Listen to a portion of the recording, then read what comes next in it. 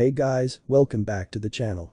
This is a story about what if Naruto finds his lover in high school DxD harem. Before I start, please support for more amazing content and do consider subscribing to my channel and share this video with your friends. This is written by YagamiNguyen and link in description and support writer. Let's start the video. Chapter 1. Fuck Yasuo and fuck all of his players. No, seriously, fuck all of them. That was one of the many curses that went through Naruto Uzumaki's mind at that moment as he crawled on the ground, feeling his consciousness become fainter and fainter with each second passed. Not having the strength to move anymore, the blonde decided to stop and turned around to look at the sky. Fuck. Naruto muttered as he looked at his hand and saw nothing but red. His hand was covered in blood and it was none other than his blood from the wound on his chest. All it had taken was a moment of hesitation. Just like in a ranked game. Why did he have to die? God damn it. The blonde cursed as his hand fell in a dull thud beside him. So this was the end. Naruto then turned his head a bit, or was it his head that turned on itself because he was close to death? Naruto didn't know, but this way, he could see the other boy, the infamous breast lover of Kuo, the school that he also went to, in a similar position as he was on the ground a few feet away from him in a pool of his own blood. He had tried to save that kid, but he had paid a price for it. Fuck, the blonde cursed one last time. His vision had gotten even more blurred than before. Without hesitation, he blurted out his last words, his one reject in life. At least let me get out of bronze before I die.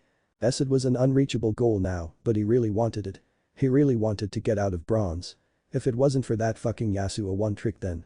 What a strong desire, over an online game no less. Akeno, can you check on the other boy for me? He then heard a soft and melodic voice before losing consciousness. You didn't summon me here, but let me see what I can do for you. I won't let you die here, Naruto Uzumaki-kun. Break.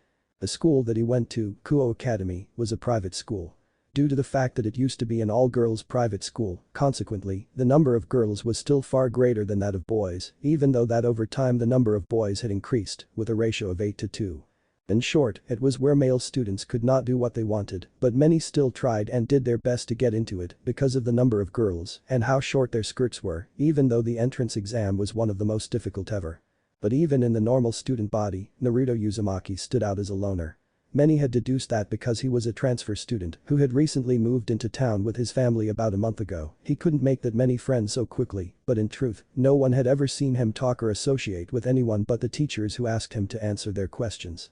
Even during break times, the blonde could be seen sitting in the back either with his studies or his phone. It's not that Naruto Uzumaki wasn't good looking or repulsive or anything like that at school, far from it in fact. Many girls in the school had started to consider Naruto to be the most handsome second year that they wouldn't mind having a relationship with, even more so than the prince of Kuo Kibayudo. However, even when some of the more beautiful girls of Kuo came to talk to him, Naruto just left them to themselves and minded his own business. However, his bad boy attitude allowed him to remain on the radar of many female students of the school, and his fame only continued to grow with each day at school. It also helped that Naruto was also the top-ranked student in the school. Having achieved top marks in every single subject, even though he never looked like he was trying the hardest in classes. But there was a side to Uzumaki Naruto that none of his classmates knew about. Man, I can't wait anymore, muttered Naruto in his mind as he grabbed his stuff and stood up to leave his class, much to the shock of his classmates, because it was only a short break time and not the end of school.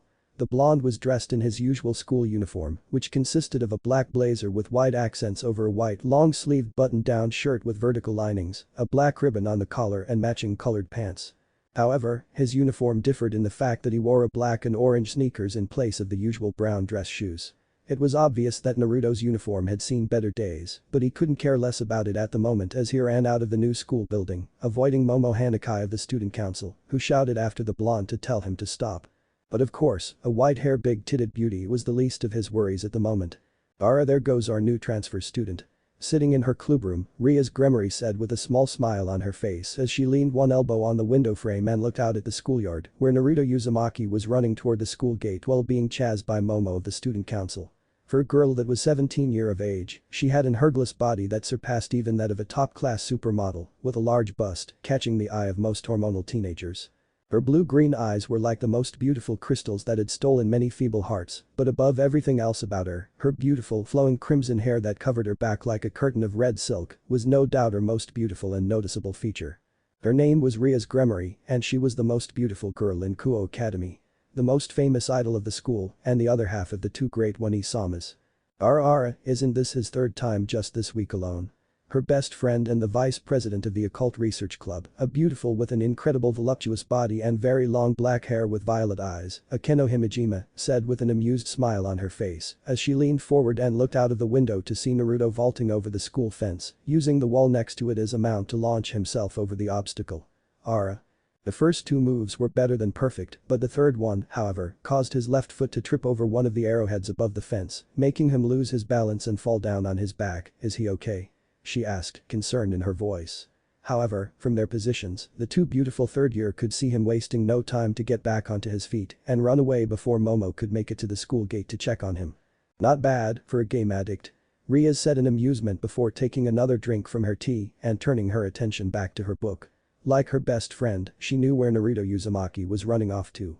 Running over 3 blocks in less than 5 minutes, it didn't take it long for Naruto to arrive at his destination, the best internet cafe in town, where he then ran into one of the available booths left and took his seat, smiling for the first time since morning as he leaned back and made himself comfortable.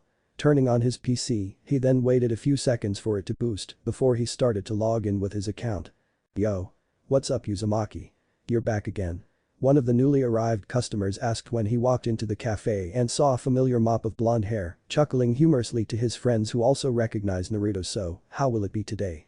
20 games losing streak before being demoted to Iron? Not in the mood today Takeshi. Leave me alone.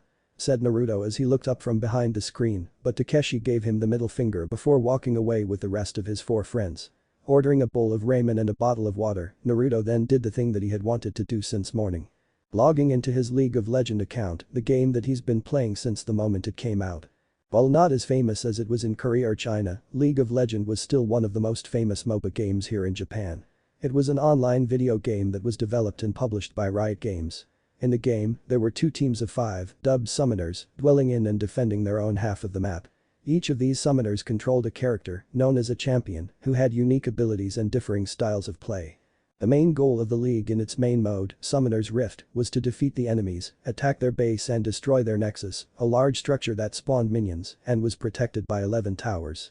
Here goes Naruto grinned as he cracked his knuckles and turned his head from side to side before creating a rank lobby and queuing up. He did not have to wait long for his ramen and water to arrive, being served by a beautiful waitress who took a long second to try to start a conversation with the handsome blonde, but his attention was focused on the game. Exactly 1 minute 27 seconds later, he found his game. Where he was assigned to the support role on the second slot. What the? Naruto asked in disbelief, a tick mark on his forehead as he looked at the role he was assigned to, even though he had set his desired roles to mid and ad. Not again, right? Cursing that out so loud the whole cafe heard him, Naruto then grabbed his keyboard and started sending his message to the other players of his team. SEVENTHSHADOW9, his Ingame name can I have mid please? MRHOT2210. Hold it, are you the real SEVENTHSHADOW9? Bros is love. Holy shit. I think it's him dude. I met this guy yesterday and he got smashed 012 in lane alone. Pendragon-chan. Someone dodge please. S1 and I are in our promo. The LACKCAT1123. A. Why do I have to give you my role Naya? SEVENTHSHADOW9. Because I have no idea how to support. Actually, he did know how to play support, but it wasn't his best role, and he was not the best when it came down to relying on others. Your name and the way you talk is just like a cat, so go play Yumi or something Naya. Naruto said it out loudly before typing it down, trying to be as polite as he possibly could. The blonde then waited and waited and waited and then smiled in satisfaction when BLACKCAT1123 picked Nautilus support for Pendragon's Kaisa. It was obvious to him that his bot laners were a duo, so they would do better in bot lane than him and the AD. With the mid role vacant and no one willing to dodge, Naruto was free to pick one of his best champions, Lucian the Purifier with a level 5 mastery. Looking at the enemy team, it was easy for him to tell that he would lane against the enemy mid laner's Akali, which was one of the better matchups for him, so he was confident that he could win. His team comp wasn't bad at all, so this should be an easy win. The LACKCAT1123. Please don't int our game Mr. Shadow Naya. We're still new to this game. Pendragon-chan. Yes, we are girls so please do your best. Like hell I'd believe that. I know you both have." Naruto sent them that response just before the game started, chuckling in satisfaction and leaned back on his chair, waiting for the game to connect all 10 players to start eating his ramen, which had been his favorite foods for as long as he could remember. There's truly nothing better than teammates who listen to him and a delicious bowl of miso ramen just before a rank game. Which then ended only 15 minutes later with 5 surrender votes. With him ending with a KDA, kill death assist, of 071. "Oh man, GG guys. Sorry, I tried my best." Sending that message in the chat, the blonde let out a heavy sigh and stumbled back into his chair as his team's nexus exploded. It was definitely not the best way to start off a day of LP grinding and rank climbing, at least, not the way he had imagined it to be. Honoring BLACKCAT1123 for giving him mid lane, Naruto wasted very little time to return to his lobby and started queuing up again for another game, without caring that his teammates all wanted to report him for inting, and his enemies casually thanked him for the free LP. After all, he had gotten used to it since he was the infamous SCVENTHSHADOW9 who had been stuck in bronze for the past 11 seasons of the game. It was so bad that every bronze player who had come and gone called him Bronze Eye Gatekeeper, for he was the one who guarded the road to silver in the worst way possible. Break. After another 7 hours at the internet cafe, ending with a score of 7 victories and 9 defeats, which actually wasn't all that bad and allowed him to get into promo for silver for the 3rd time that month, Naruto finally packed up his things and headed back home. The cafe was quite far from his home, so it took him an hour by bus to get back to his house. "I'm home," announced the blonde loudly as he took his shoes off and placed them on the rack. A beautiful woman in her mid-30s with red hair walked up to him from the kitchen, smiling at him. "Welcome home, Naruto-kun. What took you so long today?" This woman was Uzumaki Kushina, the mother of Naruto and a housewife who took care of her family with love. Naruto grinned and answered with his usual excuse, knowing that unless Momo Hanakai herself tried to show up at his house like how she did a week ago, his parents would never doubt him with how well he had been doing at Kuo, which was a perfect cover for him to chase after his passion for LOL. "Sorry Ka-san, but I had a group study at school, there is an important test coming soon." "Don't worry about him so much, honey," said a voice from the dining room as the mother and son walked in. "He's 17 already." This man was Uzumaki Minato, Naruto's father, a businessman of a local computer company, which was where Naruto had gotten his first PC from, and with it, he was introduced to League of Legends. Like his mother, Minato didn't look a bit Japanese, with his messy blonde hair that Naruto took after. "Oh, take a shower, dinner will be ready in a moment, honey." His mother told him and Naruto nodded before doing what he was told, wanting to finish dinner as quickly as possible so that he could go to his room and finish his silver promo. Break. "Ah, don't you think Uzumaki-san is in a bad mood today?" "I think so, but he still looks so cool. I wonder what is the reason. Probably one of those perverts who spread bad rumors about him." As if fate was mocking Naruto, he had failed his silver promo the previous night and because of what he hated the most, no less. A Yasuo player who had fed the enemy top laner even more than he did in that game. To make matters even worse, today his day at school was even more boring than usual. Earlier the teacher had decided that it was time for them to review their past lessons before the big exam, just as what he had told his mother the night before, but Naruto just found it to be useless. At the moment, the blonde was sitting at his desk with a book in front of him, covering his phone that he was using to check on the stats of pro gamers from all over the world, watching their highlights and gamma plays in the hope of improving his own. Naruto had never been one to believe that his skills and understandings of the game were actually that bad, but he had never hesitated to admit that pros like Faker, Caps, Perks, Reckless, Nuguri were all better than him and had so much for him to learn from. Since his dream was to be accepted into the LJL Pro League and become the best player in the world like his idol Faker. After 6 hours, the day was finally over and Naruto took a second to take in a nice breath of fresh air before he then proceeded to leave school. According to a news he had read on the LoL website earlier in class, he knew that there was a scheduled server maintenance today, so as much as he had wanted to get back in the game and do his best to return to his silver promo, making a mental note to ban Yasuo as soon as it was his turn to ban. There was no other choice for him but to return home soon. It has been a while since he went home right after school after all. But just as fate would have it, Naruto heard a scream coming from a local park. Ah. Naruto's eyes widened when he heard the painful scream and wasted no time to run toward that direction. The blonde made it into the park and found out the scream came from a small area near a large fountain. Much to Naruto's shock, he saw Haidu-sei, the infamous pervert trio of Kuo Academy and his classmate, lying in a pool of his own blood, while a black-haired young woman was standing over him with her hand on her hip. Her outfit consisted of black leather that encircled around and under her breasts, a thong-like piece held around her hips by 3 thin straps, gloves that ran right up her arms with small lengths of chains hanging from them, shoulder guard-like objects on her shoulders, with 3 large spikes sprouting from her right shoulder, and black thigh-high heel boots. However, what shocked him the most was a pair of black feathery wings on her back like that of Morgana. If it isn't Naruto Uzumaki-kun from Class 2B. The woman turned her head to look at him. I doubt you remember me, but I'm Amano Yuma, this idiot's girlfriend. Naruto found himself utterly speechless because in Yuma's hand was some sort of spear made of dark purple light. It was obviously the weapon that she used to attack Issei Haidu. Who are you? He asked while staring at her, but it wasn't because of how revealing her outfit was. For some reason, he knew those wings on her back weren't cosmetic accessories. What are you? Should I tell you? No, I don't think so. The woman smiled as she started walking toward him. Sorry Naruto-kun, my schedule is a bit tight or else I would let you have some fun with me before killing you, Yuma flew at him, confirming that her wings were real. The woman was so fast that in his eyes, she was nothing but a blur, but he wasted no time to drop onto his ass and roll to the side just in time to dodge the light weapon which threatened to pierce his heart. Oh, good reflex, but with that, she slashed the weapon down. Is this how I die? Naruto thought bitterly in his mind as he stared at the weapon that came closer and closer to him with each passing millisecond. During that instance, the faces of his family flashed into Naruto's mind and forced him to wonder what his family would feel if he died. It made him feel bad knowing that his beloved parents would cry a lot. But then he remembered the emblem of LoL's Bronze Division. How could he die if he didn't even make it out of bronze yet? That question filled with an unprecedented surge of strength and motivation. No matter, he had to survive so he could go back to his family.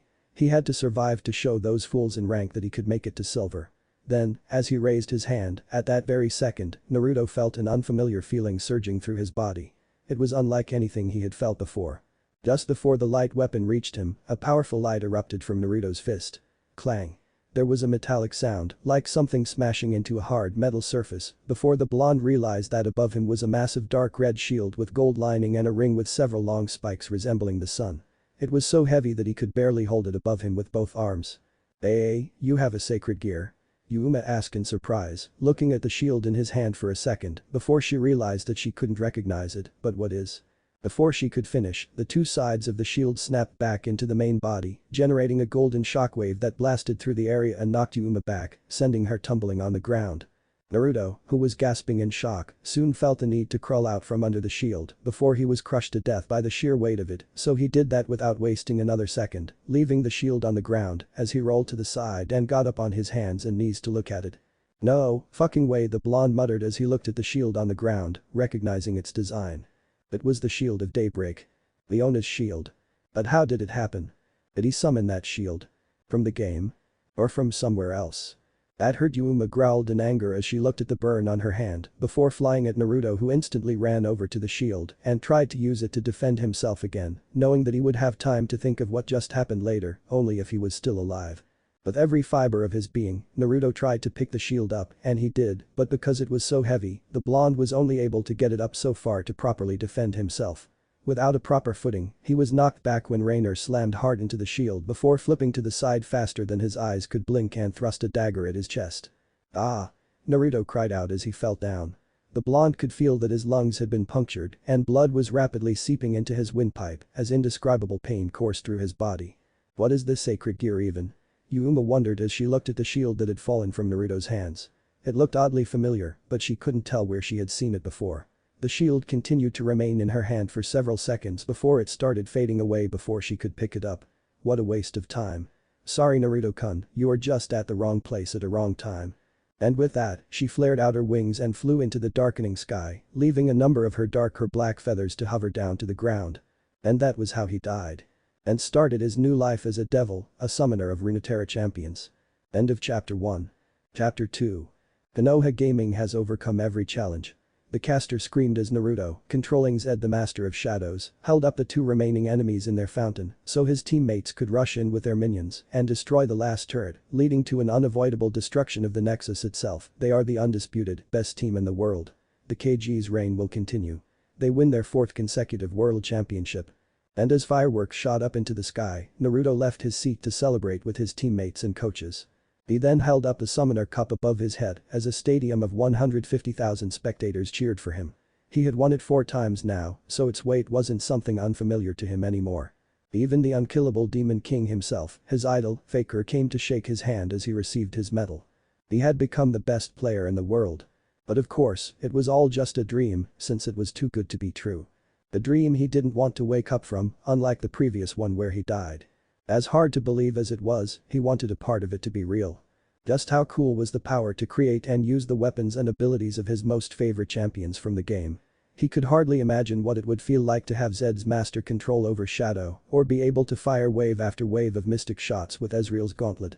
Golden sunlight poured into the room through the dark orange curtains as a crisp, gentle morning breeze blew in from the spacious balcony, stirring the pleasant but unfamiliar aromatic presences of roses and lavender as he woke up to see the familiar white ceiling of his room. Out of instinct, Naruto lifted his hand to rub his chest and found that there was no wound. There was not even a scratch or scar, but he did feel a bit fuzzy and tired. So it was a dream, man, muttered the teen as he tried to reach his hand up to rub his face, but found that for some reason he couldn't move his left arm at all, as if there was something holding onto it. Naruto turned his head to look and was utterly shocked to see some strands of beautiful crimson hair sticking out from under the blanket. There was a weight leaning onto his arm and it began to move along with a large part of the blanket. The blonde instantly sat up on the bed and was even more shocked when he saw that he was as naked as he was when he was born. His attention then turned to the hump under his blanket as it started to slowly sit up. Is it morning yet?" asked the girl as she rubbed her eyes next to him. Naruto felt his jaw drop as he sat motionlessly on his bed. What the hell?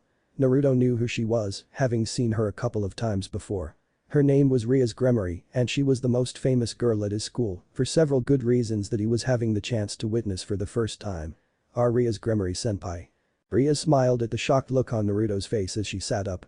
"Ah yes, that's my name." The crimson-haired beauty then looked at herself for a second before turning her eyes back at him, who was doing his best to look away, smiling mischievously as she continued, "If you want to look, go ahead. I don't care." "Even as you said that, senpai. Is your chest feeling fine now?" Rhea suddenly asked, concern in her voice as she looked down at his chest. "You were stabbed yesterday after all." "Wait, stabbed? So it wasn't a dream?" Naruto couldn't help but ask, to which Rhea nodded her head in confirmation. "You look awfully excited for someone who has just found out he was on the verge of death not even 24 hours ago." Rhea commented when she saw the smile that made it to his face. "Nevertheless, I healed you. It was critical, but I was able to heal you in one night. Oh, by the way, I am a devil and I have made you one as well." Smiling casually, she told him with a smile.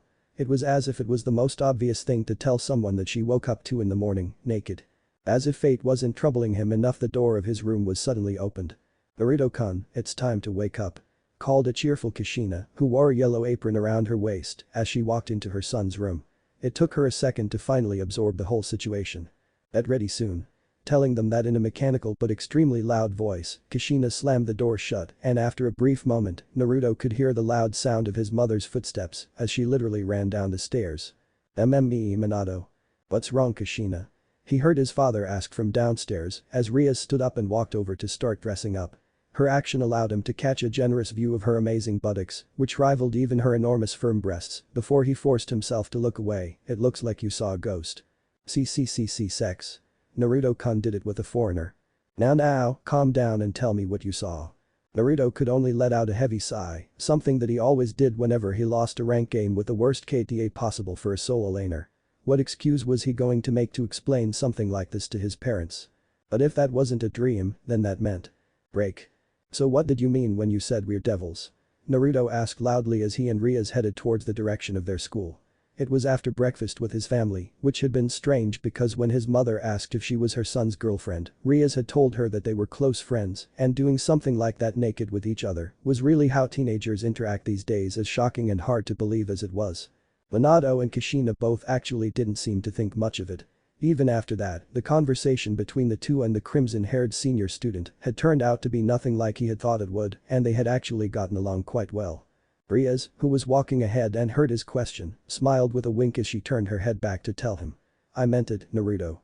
Your wound was fatal, and the only chance for me to save your life was to share my demonic power with you, but your body wouldn't accept it if you were still a human, so I had no choice but to reincarnate you into a devil like me." She then paused for a second before continuing to tell him with a small smile, "I know you won't believe me until I show you some decisive proofs, but not here and not now. We're in public." Naruto said nothing as he continued to follow Rhea with his hands in his pocket. Back in the house, you did something to my parents, didn't you? Yes, I did. Riaz nodded her head in confirmation. I used a spell on them, so they won't trouble you with the unnecessary detail of our healing session. What about Issei Haidu? Did he? Don't worry about him. He's alive. Riaz answered before Naruto could make the conclusion. I had my friend taken him to his house and heal him. His wound wasn't as bad as yours, so a normal healing technique should be more than enough to revive him. Oh, since you two are in the same class, don't feel surprised if he looks like he doesn't remember anything. His memories were altered. And the woman that almost killed us, who was she? She's called Amano Yuma, but her real name is Rainer. She's a fallen angel, Naruto. Riaz answered when Issei was on the ground. He wished really bad to die in a girl's arms with his face buried in her breasts. Naruto almost stumbled and fell over, trusting the breast beast of Kuo to want something like that in his last moment. But then again, he wanted to get out of silver before he died, so he would not judge. He had one of my flyers in his pocket at the time, so his wish summoned me. Since you were on the verge of death, I decided to revive you. Thank you, I guess. Ah, don't be. Riaz shook her head and moved a strand of her crimson hair behind her ear as she continued. I actually wanted to revive Issei Haidu-kun as a devil, not you, since we felt that he possessed a great power inside him. However, you were on deathbed and I couldn't just turn a blind eye to someone who I had the power to save either. Her eyes then turned sad for a brief second, but Naruto was able to catch it. Hours and hours that he had wasted looking at messy LOL combats wasn't for nothing. I hope you are worth it, Naruto. No, I know that you are worth the choice that I made. You can't do it again. Reincarnate someone into a devil, I mean. The blonde couldn't help but ask when he saw that the smile had returned to her face. Not in the way that I did to you, Naruto. But I think that's enough for now, Riaz suddenly said. Oh Kami. And out of nowhere, cried a random girl as the usual crowd of Riaz Gremory gathered in front of the school. And Naruto-kun is walking together with Riaz Onasama too. Naruto honestly didn't realize that the two of them had arrived at the school already, and to be honest, he actually didn't care all that much now. He might not look like it, but there had been bad rumors of him floating around the school as it was. Oh my, the two of them look so cute together. Yeah, Naruto-kun looks so much cooler walking next to Riaz-senpai. Doesn't Riaz-senpai look content? Must be because she has found a boyfriend in Naruto-kun. Hey yaaa, and then all the girls cooed in excitement. Naruto was quite positive that by lunchtime, everyone in the school would start saying that he started dating Riaz Gremory. Do take care of yourself, Naruto-kun, and try not to skip class today. Riaz told him with a sweet smile. I'll send someone over to retrieve you. We will meet after school. And with that, she turned on her heel and walked toward the old school building.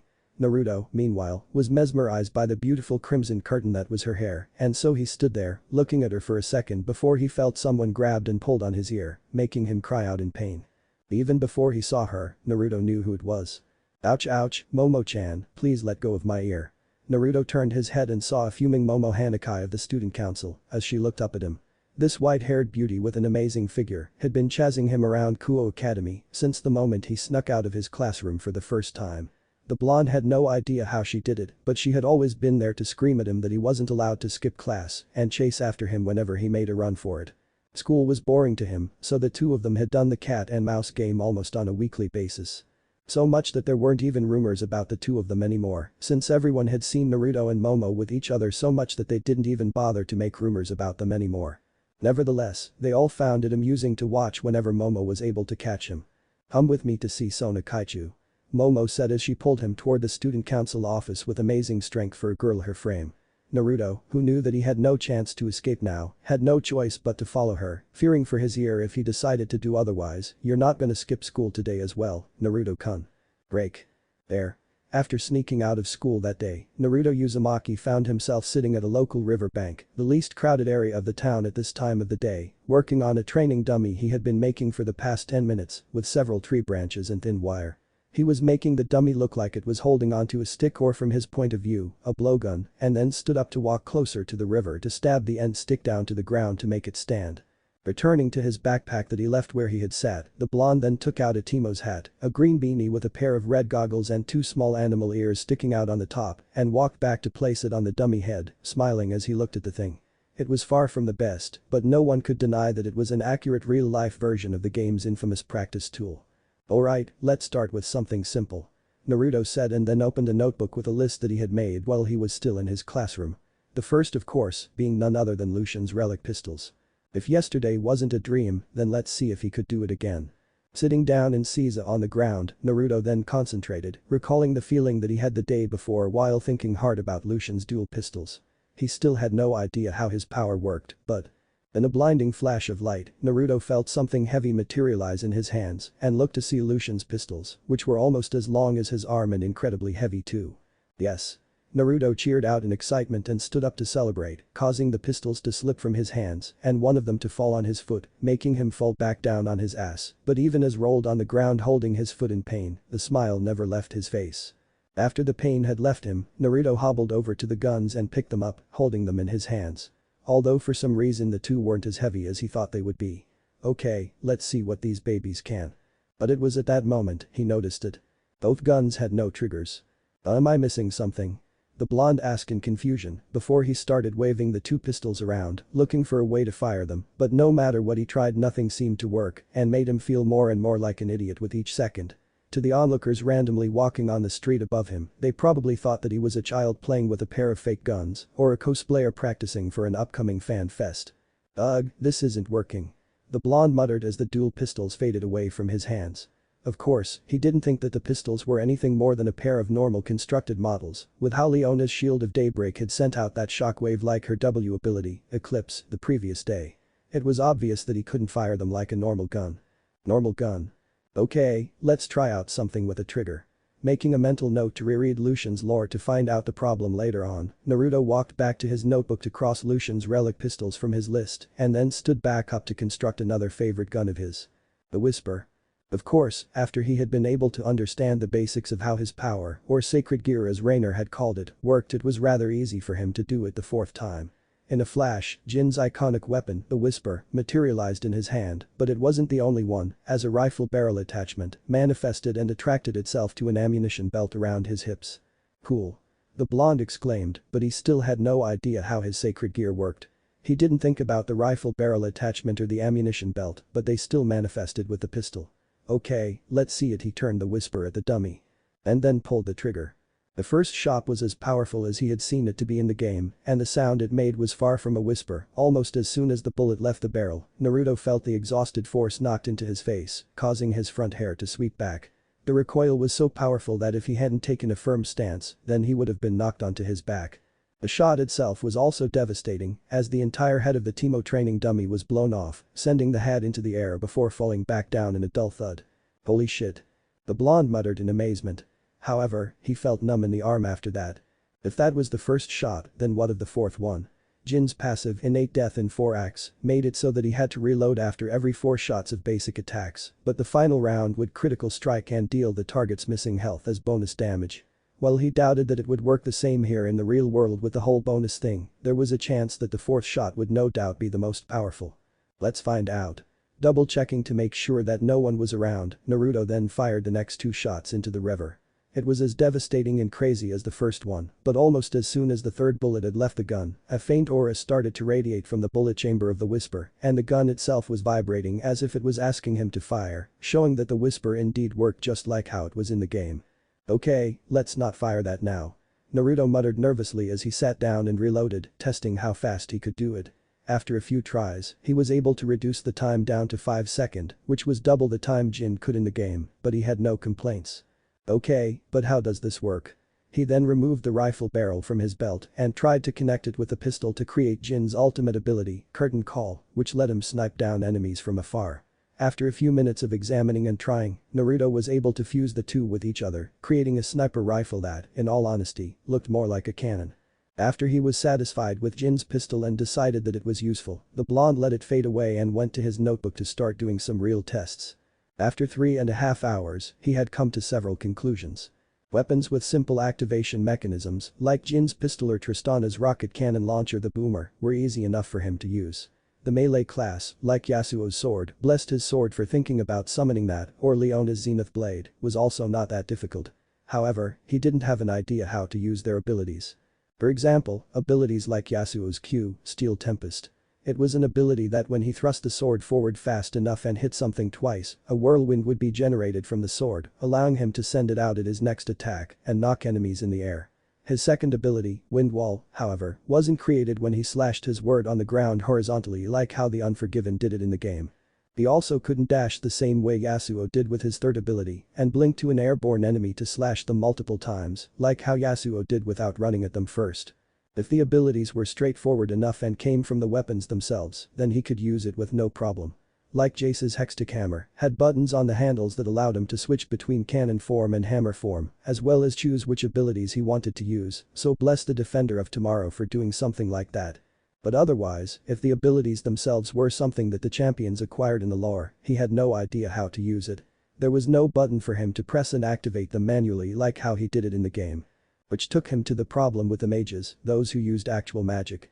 For example, he could actually construct Ahri's orb, but all that he could do with it was bouncing it around. It did return to him if he threw it away like a boomerang after traveling a small distance, but aside from that, he had no idea how to use Ahri's other abilities with it since they didn't come from the ball, but Ahri herself. Charms, Foxfires and even her ultimate Spirit Rush itself was Ahri's natural powers, something that even if he could use, he would have zero idea on how to use them. Which led him to the next question, could he summon the champions themselves and would they behave just like how they were in the game if he could? He would love to be able to summon someone like Evelyn or Misfortune, but that was out of context. Also, as cool as it had been for him to run tests on his sacred gear, would there be anything useful for him to use them on or before he could test out his theory of the champion summoning, however. So this is where you have been all day. He then heard a voice and looked up to see Ria's Gremory standing above looking down at him with a nonchalant expression on her face as she had her arms crossed under her breasts and a bat-like creature rested on her shoulder. Standing next to her, meanwhile, was someone that made his face pale.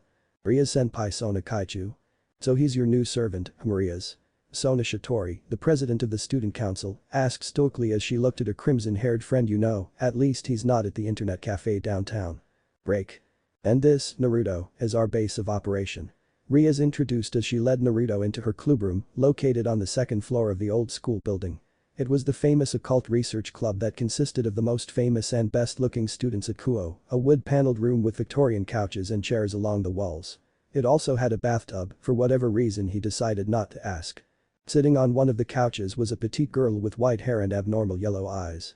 The front of her hair had two long bangs going past her shoulders and several loose bangs that hung over her forehead, while the back had a short bob cut with a black cat hair clip on both sides of her hair. She wore the girl's uniform but seemed to have discarded the shoulder cape. He knew her. Her name was Kaneko Taoju, a first-year student and the cute mascot of Kuo Academy. The next person that was in the room was a handsome young man dressed in the standard version of Kuo Academy's uniform for male students. He had short blonde hair, blue eyes and a mole underneath his left eye. His name was Yudo Kiba and he was the second most handsome second year of Kuo who was adored by many female students and hated by other male students kinda like him. The last was the other half of Kuo Academy's two great one Isama, Akeno Himejima, a beautiful woman with an extremely voluptuous figure that rivaled even that of Ria's Gremory herself. She had very long black hair and violet eyes. Her hair was tied in a long ponytail, reaching all the way down to her ankles, with two strands sticking out from the top, with an orange ribbon holding it at the back of her head. Like the other two girls, she wore the girl's uniform with black knee-length socks. I take it that you know everyone in this room? Riaz asked, turning over to look at him as she came to stand at her queen's side, while her servants took turns introducing themselves to Naruto, who then looked around for a second before nodding his head at them. So I'll be frank with you here, we are all devils. He doesn't look that surprised. Akeno commented with a soft smile. Ah well, cause that's not the craziest thing for me today. Naruto answered with a chuckle as he closed the door and walked into the room. So you believe me? I can't see how else that I am alive now, but he then raised his hand. I have one question. Go ahead. Can you turn me back to a human? He asked with a very straight face, making Riaz and her club look at him in surprise. I'm grateful that you decided to save my life, senpai, even though it was never your intention, but I'd rather not become anyone devil's servant and continue on normally with my life, thank you. How do I say it? I don't think it works that way, Naruto. Riaz shook her head as she told him. She had expected him to ask her that since she turned him into a devil against his will. Once you have become a devil, there is no turning back for you. The devices that I used to turn you into a devil, it has become parts of you now. I'm sorry Naruto, but I can't turn you back. Ah, I see. You don't have to worry about it, Naruto-kun. Kibayudo said with a small smile, but you here is a devil who comes from a devil clan that is famous for their extraordinary affection for their servants, so into her, we are more like her family than anything else. Naruto then took a second to look around the clubroom and saw that even the usual emotionless Kaneko seemed to share the same feeling as Kiba. This is not a trick, right? the blonde asked before nodding his head. At least it would give him a reason to use his sacred gear. Okay then, I guess I will stick around, but don't think I will start calling you Mistress Rias or something like that. Ah, don't worry about it, Naruto. Ria said with a wave of her hand. The occult research club is our facade, but it is also a hobby of mine, and it works and functions like a normal club here in Kuo, so I'm fine with everyone addressing me as Butchu, president, around here. Great, what about Sona Shitori Kaichu? Is she a devil too? Yes, she and the members of the student council are devils. Her real name is Sona Citri, the heiress of the Citri clan. Rias nodded her head in confirmation. So that meant Momo Hanakai was also a devil. No wonder why that girl had such ridiculous strength and could chase after him for so long. Naruto had noticed that, from lifting Leona's shield of daybreak earlier, he had become a lot stronger and faster after becoming a devil, so it wasn't so bad. Rias then went to sit down on the couch next to Kaneko and took out a small document under the table before showing it to him. Naruto, who went over to sit down on the sofa on the other side of the table, looked at it and saw a picture of Amano Yuma or Rainer. Since you snuck out of school again today, Naruto smiled sheepishly at that. You probably don't know that she had left your class and erased memories of her from your classmates' minds. As I said, her real name was Rainer and she's a fallen angel. I take that you don't like fallen angel very much? Naruto asked. He felt kinda bad for that. It was just like how in the lore no one liked Morgana because she was branded a fallen angel in game. Well, her black shield was troublesome to deal with as it blocked all crowd control effects. Because Rainer was a fallen angel, no doubt that there was also angel out there. Yes, the truth is that we, the devils, have been in a state of war against the fallen angels since ancient times. Devils form pacts with humans, receiving their sacrifices which increases our wealth and powers, while the fallen angels, on the other hand, control humans to eliminate demons. In addition, there are the angels, who come here by divine order to try to eliminate the two races. With that, we have the three biblical factions. This has been going on since antiquity. Ah, so it's like Kale and Morgana with an added faction. Naruto nodded his head in understanding. If he put it that way then it was much easier for him to understand. However, the look on Ria's face showed him that she had no idea what he was talking about. In League of Legend, Kale is an angel while Morgana is a fallen. The two are sisters and their relationship is like a real-life angel and fallen angel. That instance, Naruto swung his head to look at Kaneko so fast that he almost dislocated his own neck after he heard her explaining that to Rias in her emotionless tone. Kaneko-chan, I didn't know that you also play League. Naruto asked with eyes sparkling in excitement. What rank are you? I'm Diamond 2 Seedom Senpai, Bronze Senpai. His face fell and his shoulders slumped instantly after that. A dark cloud hovered over his head as Kaneko then went on to mercilessly explain to everyone that bronze was the second worst rank in the game. How did she know that even? Did she also know that he was also SEVENTHSHADOW9, the infamous gatekeeper of Bronze Division?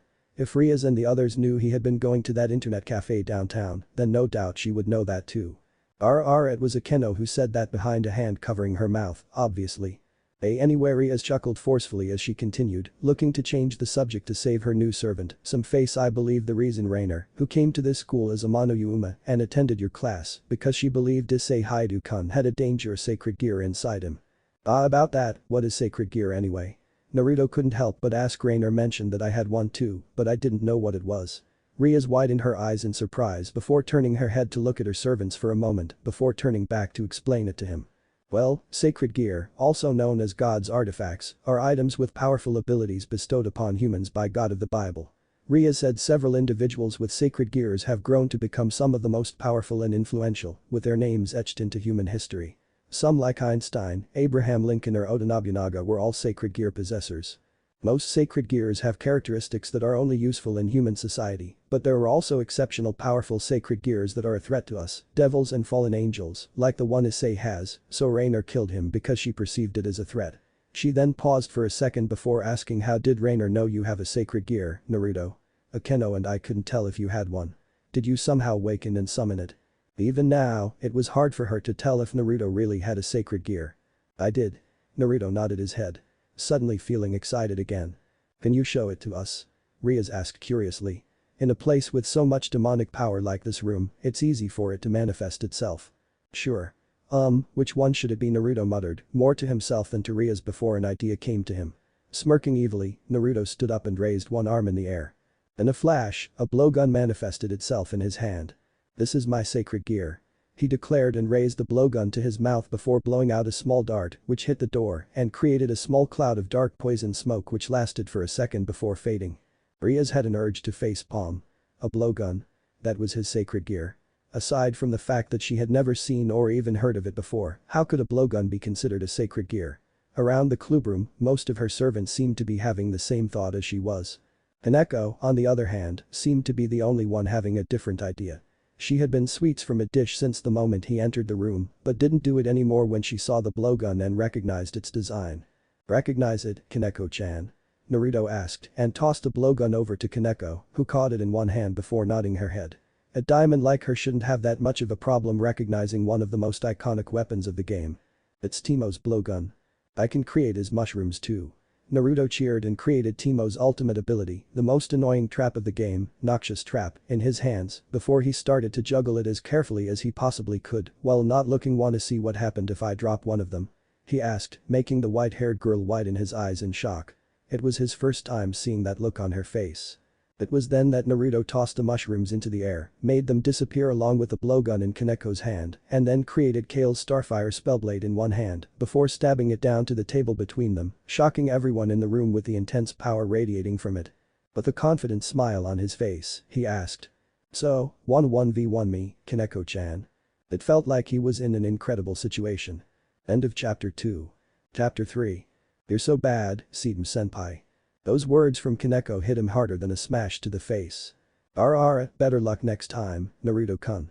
The Nadeshiko of Kuo Academy said as she put a comforting hand on the new member of the Occult Research Club's shoulder, but even so didn't make him feel any better as he had his face down and his forehead rested on the table. Behind her, Kibayudo was having a similar reaction to Naruto's 9th consecutive defeat to Kaneko, standing with Riaz who had an amused look on her face, while the whole club itself was the current center of attention of the whole internet cafe, which consisted of mostly male customers. Riaz herself would never believe that there would be a day for her to step foot into an internet cafe. Sure, she had been to a bunch of cafe before, but not one that also served as a base of operation for hardcore gamers like Naruto Uzumaki. She had her reasons to have never done so, and one of them was obviously because she found online video games and the related stuffs unbeneficed with the amount of time she would need to waste to grind her skills to certain levels, whereas she could use those times to do something more useful. If she wished to relieve stress and hone her skills, chess was her go-to. But it seemed that everything would have to change today. In order to understand the power that Naruto held in his hands, she had decided to take her peerage out for a club activity at the internet cafe he usually went to. At the moment, he was having 1v1 matches against Kaneko, who had been utterly smashing him around with zero mercy. Riaz and the other two had decided to watch for the time being to understand what the game was about, finding themselves intrigued as they had never played it before in their life. They had also booked and turned on the 3 PCs next to them, so they didn't have to worry about not having one to play with Naruto and Kaneko later, as all 5 of them made a perfect team game, as Naruto had said. As Naruto went into his 10th match against Kaneko, who casually picked Umi, a harmless-looking cat champion riding on a flying book, against his Darius, making it the first non-mirror match that Naruto actually had a chance of winning, Riaz couldn't help but think back at the powers that he had shown to them earlier at Kuo. Apparently, Naruto seemed to have a sacred gear with the power to create and manifest the weapons of the champions from the MOBA game League of Legends that was so much more than mere constructs, because as he had shown them and Kaneko had confirmed it, not only did the weapons look exactly like the ones in the games, they also worked and fundamentally behaved the same way, allowing him to use abilities that were just like the ones that the champions used in the game. While creation sacred gears, which allowed the users to create matter objects out of nothing, weren't extremely rare, one with a power like Naruto's was unheard of. After checking a book that specifically summarized and recorded every known sacred gear, Naruto had found out that something with the power to create all kinds of weapons with almost all kinds of abilities was something that had never been heard or seen before in history. The closest thing to Naruto's sacred gear that she could think of was Annihilation Maker, a top-tier Longinus tier sacred gear that granted its user the ability to create an assortment of creatures from their shadows and based on their imagination, and as such, the more powerful the user's imagination, the more powerful the creature was upon its creation. It was obvious that Naruto's sacred gear wasn't Annihilation Maker, but if it was an imagination-based sacred gear as well, then it was close, very close to the power that the Longinus-type sacred gear holds. Runeterra Arsenal was the name Naruto had given his sacred gear. In lore, Runeterra was the world of League of Legend, where extraordinary individuals were chosen as champions to fight in an arena that was called the Fields of Justice. Currently, there were a total 154 champions in the game, and while Naruto had told her that he still had no idea how to use magic-based weapons and trained abilities.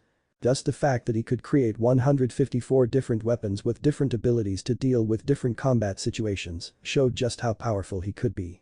Which led to a question that had made Rias and her other servants shiver when he mentioned it. Could he summon the champions of the game themselves?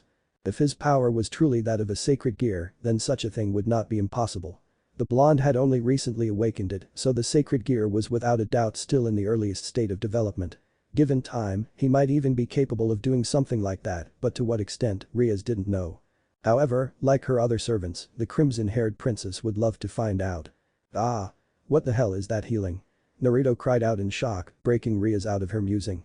Focusing her attention back on his screen, Rias saw that Naruto's champion was in critical health. It was the same for Kaneko's cute little cat after Naruto all-out assault with all of his abilities and summoner spells. However, a single heal from Yuumi's ability, Zumi's, was enough to bring her back to full health, much to the blonde's shock and dismay. "You're dead, Seedom-senpai." Kaneko told him nonchalantly and then attacked him with a single basic attack before casting the ignite spell on Naruto's champion, finishing him in the process. Ara, the white-haired girl, finished with a sigh and a rare amused smile as she turned her head to look at the defeated Naruto, who had a dejected look on his face as he slumped down the table.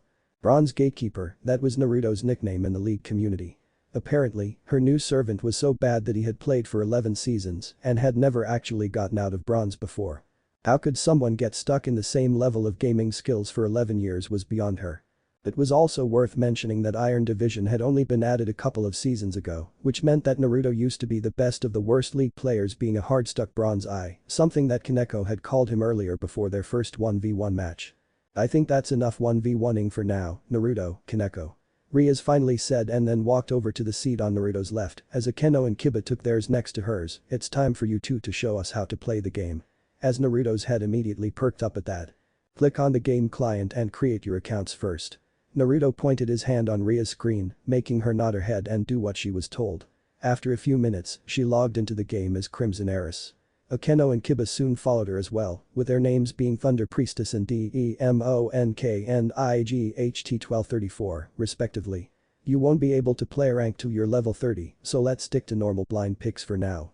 Kaneko, whose account's rank and elo were both too high, increasing the chance of being matched against skilled players, decided to create another account with the name SHIRONEK0 for herself. After spending the next few minutes waiting for Rias and the others to finish the tutorial, the group set up a normal game lobby and joined in together. "I will go mid," Naruto declared, excitedly. "Jungle," Kaneko said nonchalantly with a hand raised. "Yes, I will play top then." Kiba laughed softly into his hand as he went through a number of available champions that he could play and their abilities. Since his account was new, there was only so much he could choose from. "But you and Akeno-san, you two can play bot lane as ADC and support." Naruto pointed his hand at them, making the two lean forward and look at him in confusion. ADC is attack damage carry, the one with the highest potential damage output in the game. Support is all about making sure things run smoothly for the team. You help facilitate vision control and protect your ADC in bot lane. He explained, proud of his own knowledge of the game. Before he felt a cold chill run down his back and slowly turned around while laughing awkwardly to see Kaneko Taoju staring at him with half-lidded eyes and a spoon in her mouth. "Ah, I think I get it. Akeno, you will be my support." Rias nodded her head with a confident smile. "Ara, let's do our best together, but you." The Nadeshiko laughed softly into her hand. "Right, if everyone is ready then let's do this. Try not to die too many times, Seedom-senpai. Can you stop calling me that, Kaneko-chan? Break. Man. That was fun." Naruto said as he walked out of the internet cafe with Rias, bidding goodbye to Akeno, Kaneko and Kiba as they headed home in the opposite direction. It had been a while that Naruto could actually play League with friends and without needing to worry about his LP, and thus, he had played a lot better than normal. Sure, he still fed and died a lot in lane, but there's truly nothing better than playing the game he loved with friends. The five of them had played a total of 2-6 games that evening, and even though 3 of them had been new players, with Kaneko's skills she had carried the team to victory every time. Kiba had some trouble in the first game, but at the end of the day he was incredible, being capable of dodging skill shots as if he was actually scripting. Akeno, on the other hand, was still working on her map and vision control for the team because of her support role, but she had been able to play tank support pretty well for a beginner. But his master had been the most surprising of all, but not unexpected, because halfway through the first game after she had understood League's fundamental gamma plays and its objectives, Riaz had started proving herself to be an excellent tactician by reading the enemy team like an open book and coming up with strategies to counter their movements across the map. Apparently, the devil had a game called the Rating Game, a strategic competition between two devils with their peerages that was based on the board game chess and shared many similarities with League. He would love to see the game one day and wondered if they could make a League of Legends, Summoner's Rift variation of the game. I must admit, the game is more entertaining and challenging than I have expected it to be. Ria said with a small smile as she followed Naruto to the direction of their home. I can see why you like it so much. It has amazing lore too, if you are interested. Naruto pointed out with a grin, the cinematic videos of the game are absolutely amazing, though they always make the community wonder why Riot Games are really a game company, with the way they balance their game. What do you mean? You see how Kaneko-chan jumped into that enemy Jinx with her Rengar, right? Naruto asked with a chuckle, remembering their second game and how Kaneko basically one-shot her. Yeah, it has been like that for the ADCs for a while now. There are tons of bugs too, hopefully I won't encounter them when I use my weapons. Naruto joked, making Riaz giggle softly into her hand. No, seriously, he would hate to see one of those annoying game bugs in real life. Do you have plans for tomorrow, Naruto? Before the blonde could get the wrong idea, Riaz reached for her bag and took out a stack of flyers, all of which had a red magic circle, similar to the one that he had seen in the Occult Research Club clubroom. These are the flyers I have wanted to give you. They will help you establish contracts with your human clients. Do I really have to? Naruto asked, sounding nervous. He had accepted that he was a devil now, but there are things that he's still feeling a bit uncomfortable about. I don't want to kill anyone. It took Riaz a moment to realize what it meant, and it took a lot from her to hold back laughter. No, Naruto, we don't take our client souls in exchange for our services, at least not anymore. Riaz explained to him while waving her hand in front of her face. We accept compensations now and get paid in any way that our clients see fit. However, for young devils like you, it's the point that is important. Well, making contracts is the slowest method. Once you have garnered enough points you will be allowed to raise your ranking. One day you can even become a high-class devil and have your own peerage like me. Ah, I see. Naruto nodded his head with a smile. That didn't sound bad at all. That doesn't sound so bad. I know that tomorrow is Saturday and we don't have school, but try not to stay up too late playing League tonight and use some time tomorrow morning to hand these flyers out. Riaz handed the flyers to Naruto with a small note and then continued, once you are done, call me with this number. Akeno and I will help you work on your sacred gear and your weapons. Naruto nodded his head in understanding. By becoming a devil, he had become the natural enemy of the two other factions, the angels and their fallen counterparts. If he had to fight them in the future, then just having the power to create those weapons was not going to be enough. He had to know how to use them. Master them, even. Break.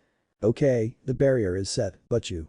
Akeno Himejima said, as she walked down to the riverbank with a smile on her face, where Riaz and Akeno were sitting on the grass with a notebook and a laptop between them. All three of them were in casual clothes, with Naruto wearing a white shirt underneath a black and orange hoodie jacket with black pants and matching colored sneakers. Ria's outfit consisted of a tight skinny jeans that hugged the deadly curves of her hips and sexy legs, black sandals and an off-shoulder, buttoned shirt that were folded above her midriff, exposing a portion of her flat and toned stomach. While Akeno was wearing a normal white shirt and short black skirt, stopping just above her mid-thighs. As usual, she had her hair tied in a ponytail. Alright Naruto, with the barrier up, no one can see or hear us from the other side. We can run as many tests on your sacred gear and weapons as we want now. Riaz explained as Akeno summoned a number of special magic-enhanced training dummies, those that wouldn't break so easily after 1 or 2 hits. So Naruto, you told me that the reason you were killed by the fallen angel Rainer was because you couldn't decide what to use when you awakened your sacred gear for the first time. Yes, but you. I was a little overexcited. Naruto answered while grinning sheepishly.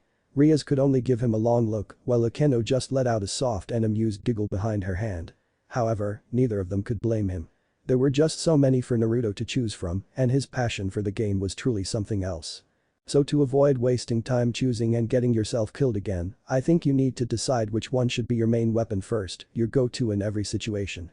Riaz then turned to the notebook on the ground and read his notes from yesterday. Naruto had also told her all the problems with the weapons that had complicated activation mechanisms, as well as trained and magic-related abilities.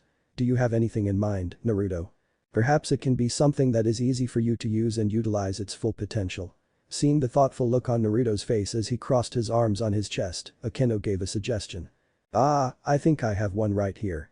But that said, Naruto stood up and raised his hand to summon the weapon that he had in mind.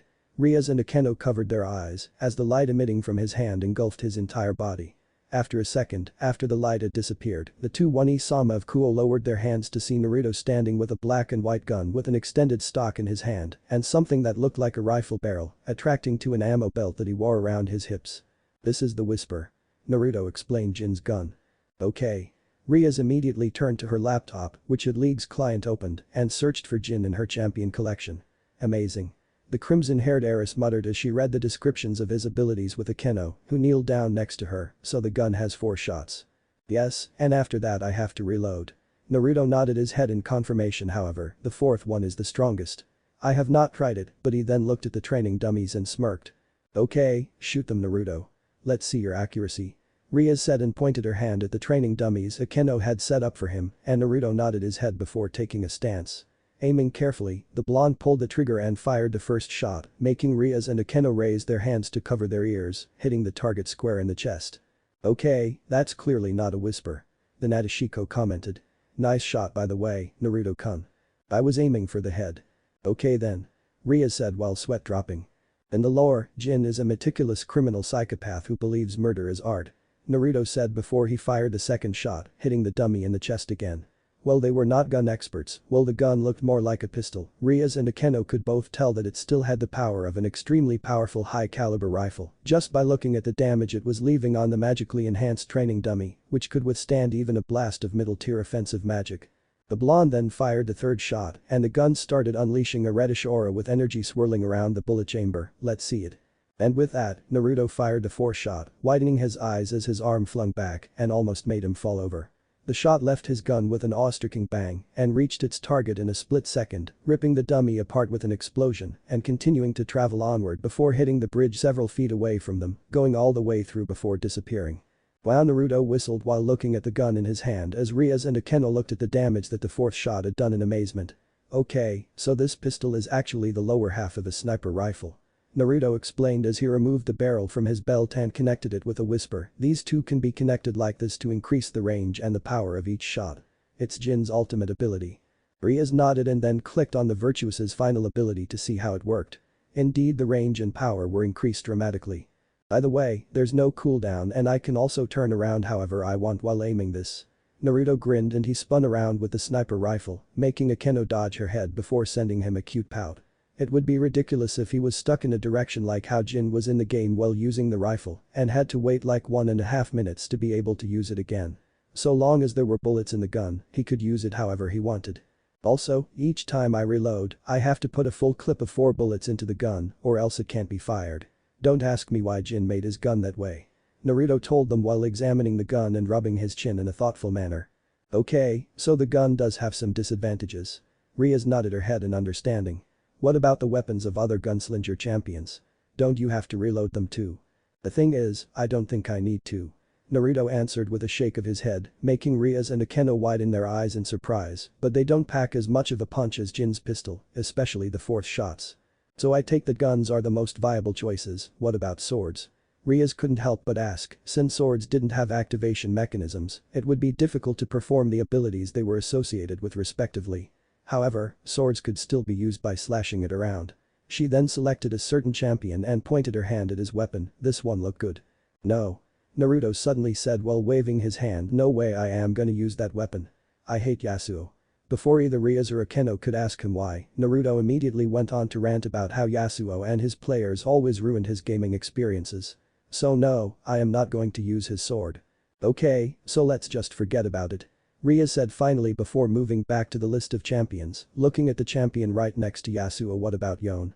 "That's his brother," Naruto said with a deadpan expression, making the two girls sweat drop. "But you know what, I don't think I have a problem with Yon." So Naruto raised both hands and summoned said champion's weapons, a pair of dual swords that represented his human and demon sides respectively, fitting for someone who used to be a human but was reincarnated into a devil like him.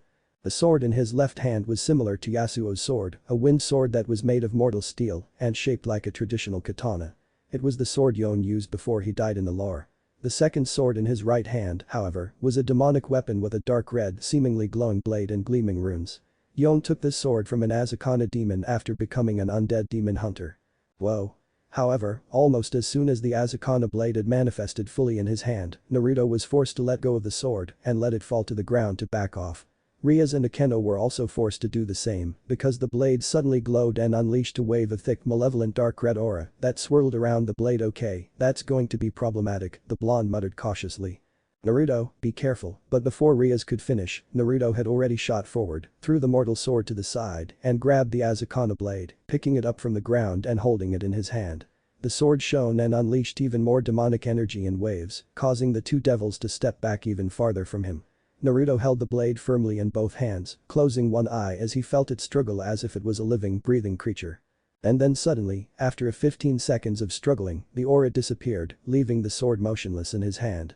The runes near the handle, however, were glowing brightly. Not to self, never summon those darkened weapons. I think I got it. Naruto said as he turned to look at Rias and Akeno, who were both looking at him with their eyes as wide as dinner plates. Is there something on my face? He then reached his hand up and touched his cheek, finding a hard edge there before widening his own eye when he realized that there was a mask on his face. Based on its design, it appeared to be the one that Yon wore. Are you sure that thing is safe to use, Naruto? Rias asked worriedly as Akeno summoned a mirror to show him the mask he was wearing. Pretty sure but I feel fine. Naruto said as he walked back to pick up Yon's mortal blade, holding both blades vertically with his arms crossing on his chest, taking on Yon's trademark stance. You know what? I have never felt better. He finished, feeling a rush of power that he had never felt before in his life as he held the two sword firmly in his hands and turned his attention over to the training dummies. The blonde then lowered himself down and then dashed forward, leaving behind a dark red and silvery aura while spinning around, generating a whirlwind that hurled the training dummies in the air before he began to gather his power, generating an aura of dark energy with sparks of fire-like particles and red lightning from all over his body before leaping into the air with another spin. Unleashing a storm-like wave of demonic energy with him at the center and destroying the practice tools in the process. The blonde grinned as he returned to the ground with the pieces of the training dummies dropping around him. Naruto had no idea how he did that though, but it felt right with the Azakana blade in his hand. Since Kiba could help him train with his swordsmanship later, the three of them then went to work on a number of different weapons and gadgets, combinations that worked well together. Things like Akali's smoke bombs or Zed's shuriken, which he liked a lot more than the traps, bombs and grenades, could be used at any time and with anything to give him an edge in battle. Given time and enough training, he might even be able to fight like the Kinko ninjas one day, just not with all the supernatural powers at least, not yet. Summoning the champions themselves.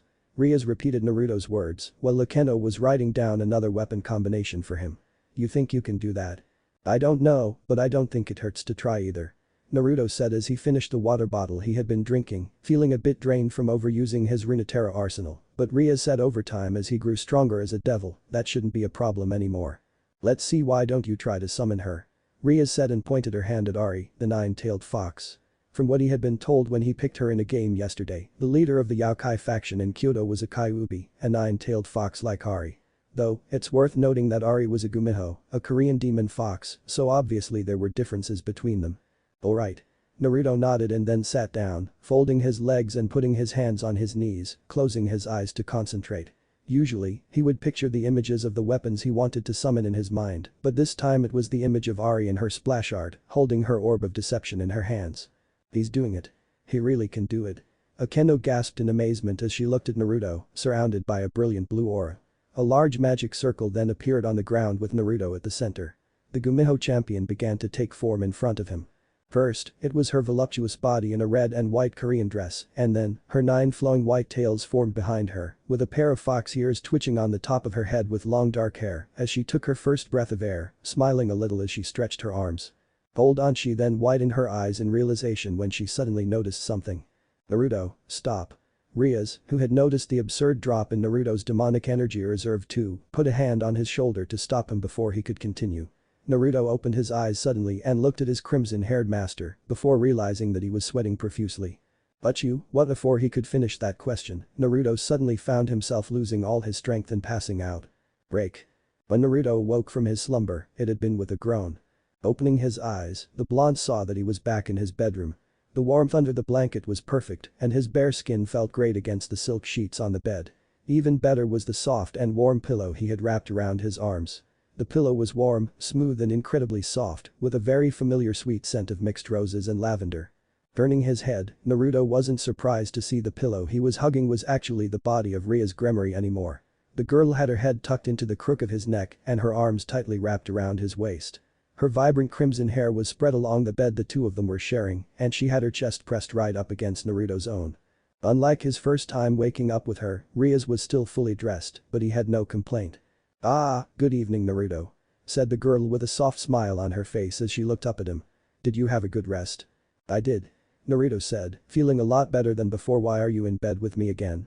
"I'm sharing my demonic power to you to accelerate your recovery, Naruto. You almost emptied your own reserve when you summoned Ari. You would have died if you had used up all of your demonic power," Rias told him, making his eyes wide in his surprise and then excitement. So he was right, he could indeed summon the champions too with Rinatera Arsenal. "She disappeared when you passed out, but Akeno and I felt that she had the same amount of energy that you lost trying to summon her." "I see, so I am not ready to summon champions yet," Naruto concluded as Rias sat up.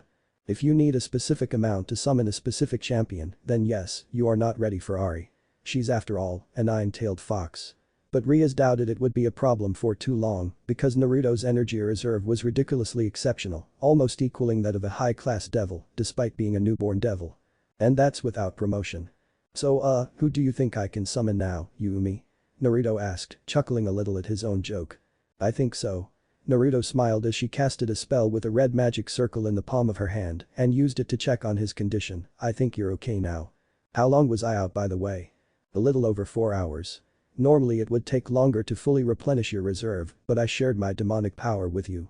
Rias reminded him as she took out her phone and checked her phone. "If you're feeling better then get dressed, we have a stray devil hunting order from the Archduke." A few minutes later, Naruto found himself walking alongside Akeno, Kaneko and Kiba as Rias led them into an abandoned mansion. It was here that a stray devil was hiding. The walls were cracked and stained. Moss and vines covered much of the structure. The windows were broken, yet the inside was too dark for even their vision to pick out anything.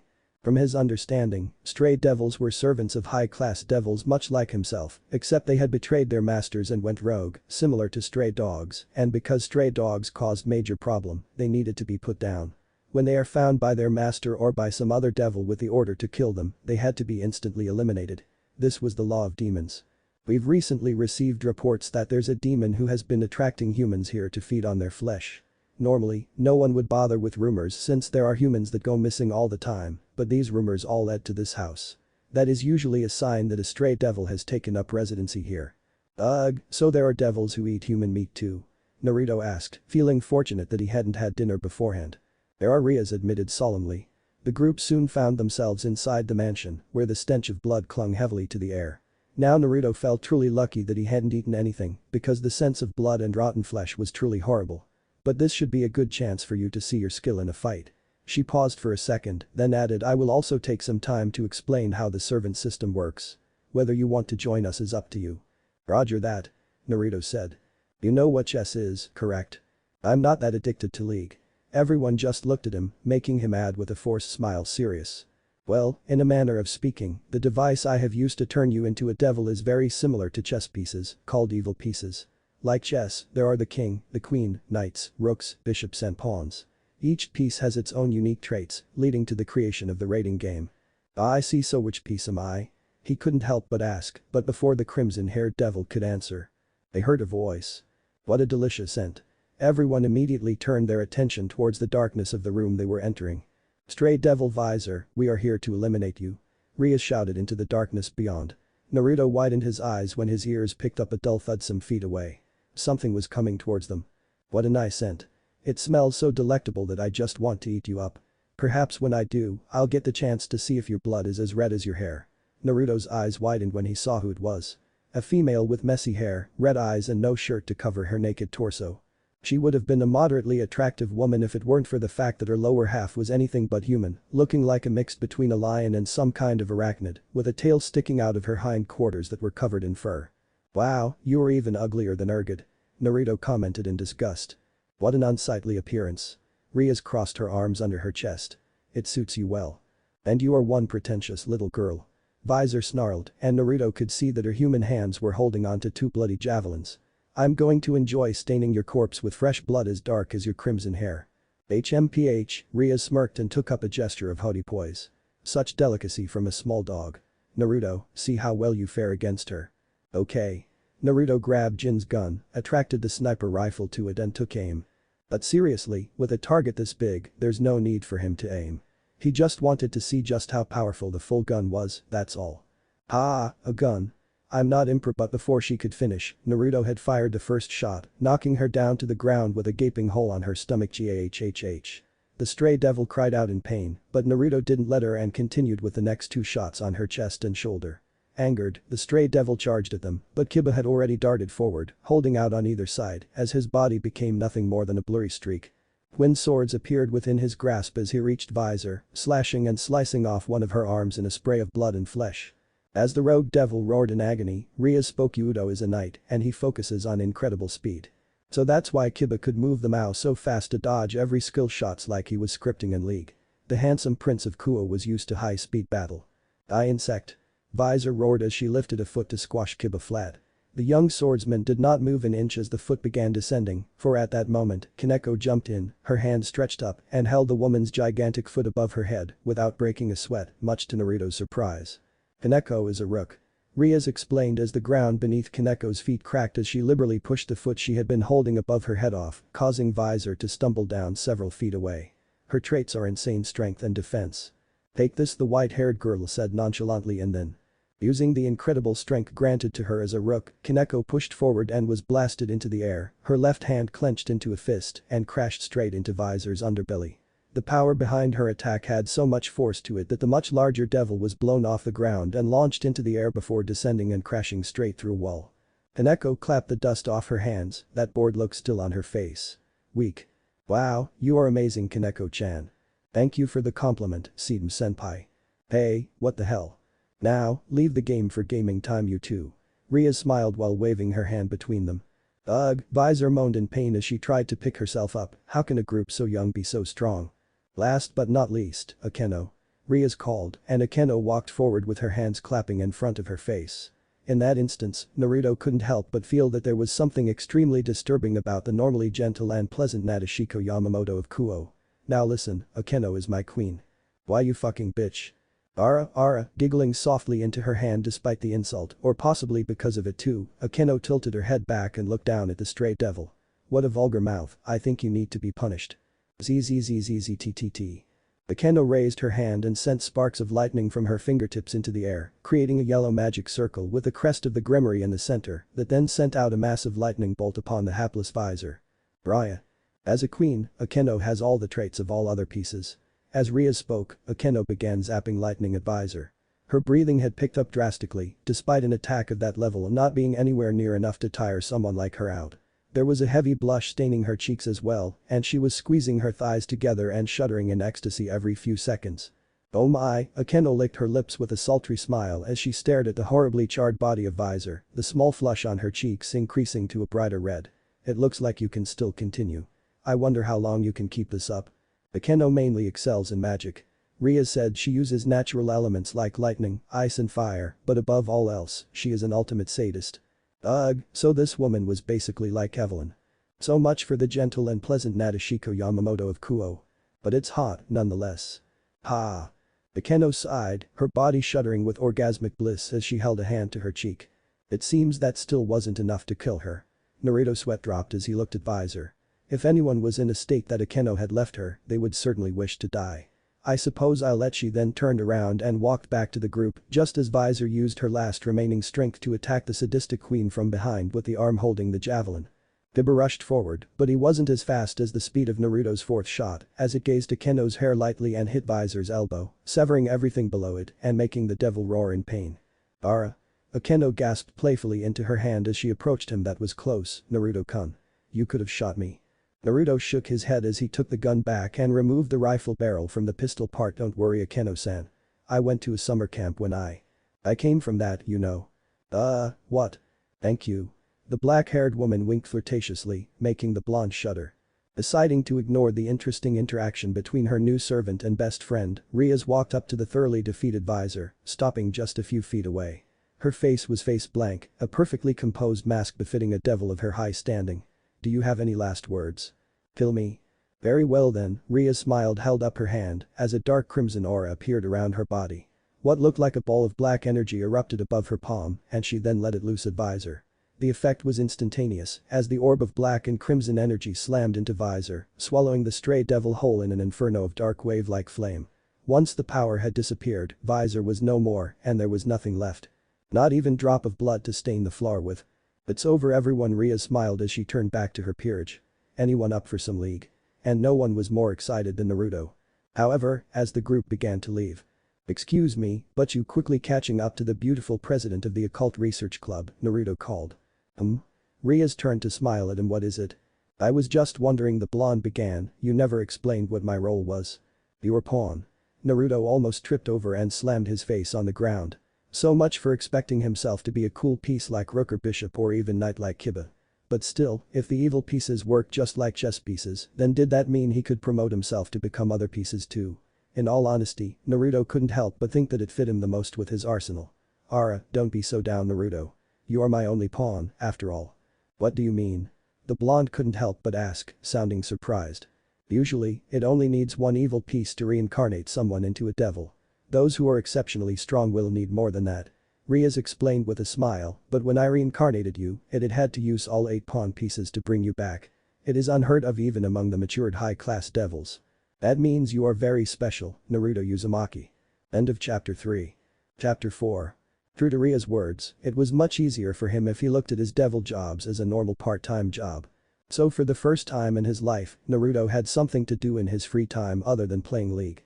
Still, even with his new strength as a devil's, Naruto sometimes felt fatigue after long hours of work.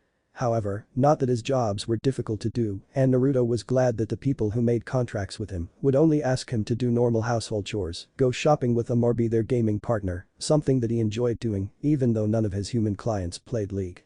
Naruto had also started his training with Rhea's, Akeno and Kiba. The one thing that he focused the most on doing at the moment was increasing his demonic energy reserve. The two great One-Sama of Kuo had shown him the in and out of magical power training, something that both of them excelled at.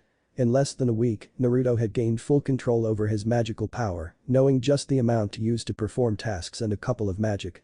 It had been difficult for him during the first few days because the amount of raw power that he had soon exceeded even that of Rhea's, a high-class devil herself, which had come as a shock to her and also Akeno, but anything was possible through hard work and tons of grinding. Except for the silver division, of course. Nonetheless, the day that he had enough power to summon Ari was near. He had always liked her, not just because she was one of the hottest female champions of the game. He did not know why, but he had always felt a connection to the nine-tailed Gumeho. Nowadays he rarely played her because she was no longer a meta pick, but Ari had always been one of his most favorites. What kind of summer camp did you even go to, Naruto-kun? Kiba asked, feeling impressed as he jumped to the side to avoid a slash from the other blonde steel katana before raising his own weapon to block the dark red Asakana blade, making sparks fly between them. One that didn't have internet or Wi-Fi. In a flash, both swords disappeared as Naruto jumped back on one knee with Ezreal's Gauntlet of Nezuko, a golden metallic glove with a bright crystalline matrix at its center, manifested on his left arm and poured his demonic power into it to generate a bow of pure energy from the gem. Pulling back the string, Naruto then released it and fired a mystic shot at Kiba with great accuracy, aiming for his chest. The knight instantly created another demonic sword in his other hands and slashed both swords down to deflect the shot before rushing forward to slash Naruto. Only for him to block with Samira's sword, Vanquish. I guess this is my loss. The Knight of Rhea's Gremory said with a satisfied smile and looked down to see beneath the blade Naruto was using to hold off both of his demonic swords was a gun that was pointing at his stomach. It was Blaze, another weapon of the Desert Rose, who used a set of 2 pistols and 1 sword in combat. Another RP card in the making. Star Guardian Ari, here I come.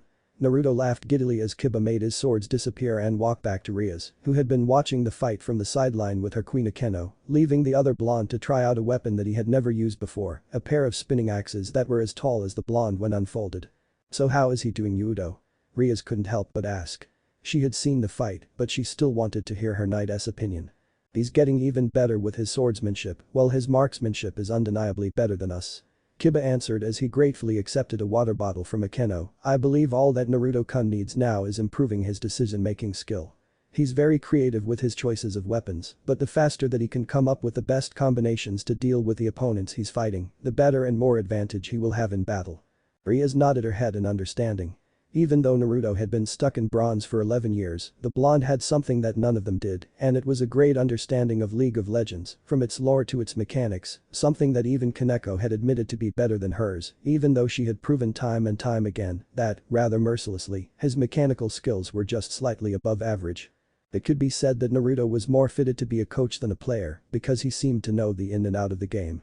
However, his understanding of League, its champions and their powers, when combined with his creativity and his Runeterra arsenal, an abnormal and never heard before sacred gear that allowed him to create and use a vast variety of weapons powers from the game, gave him a huge advantage of flexibility in combat.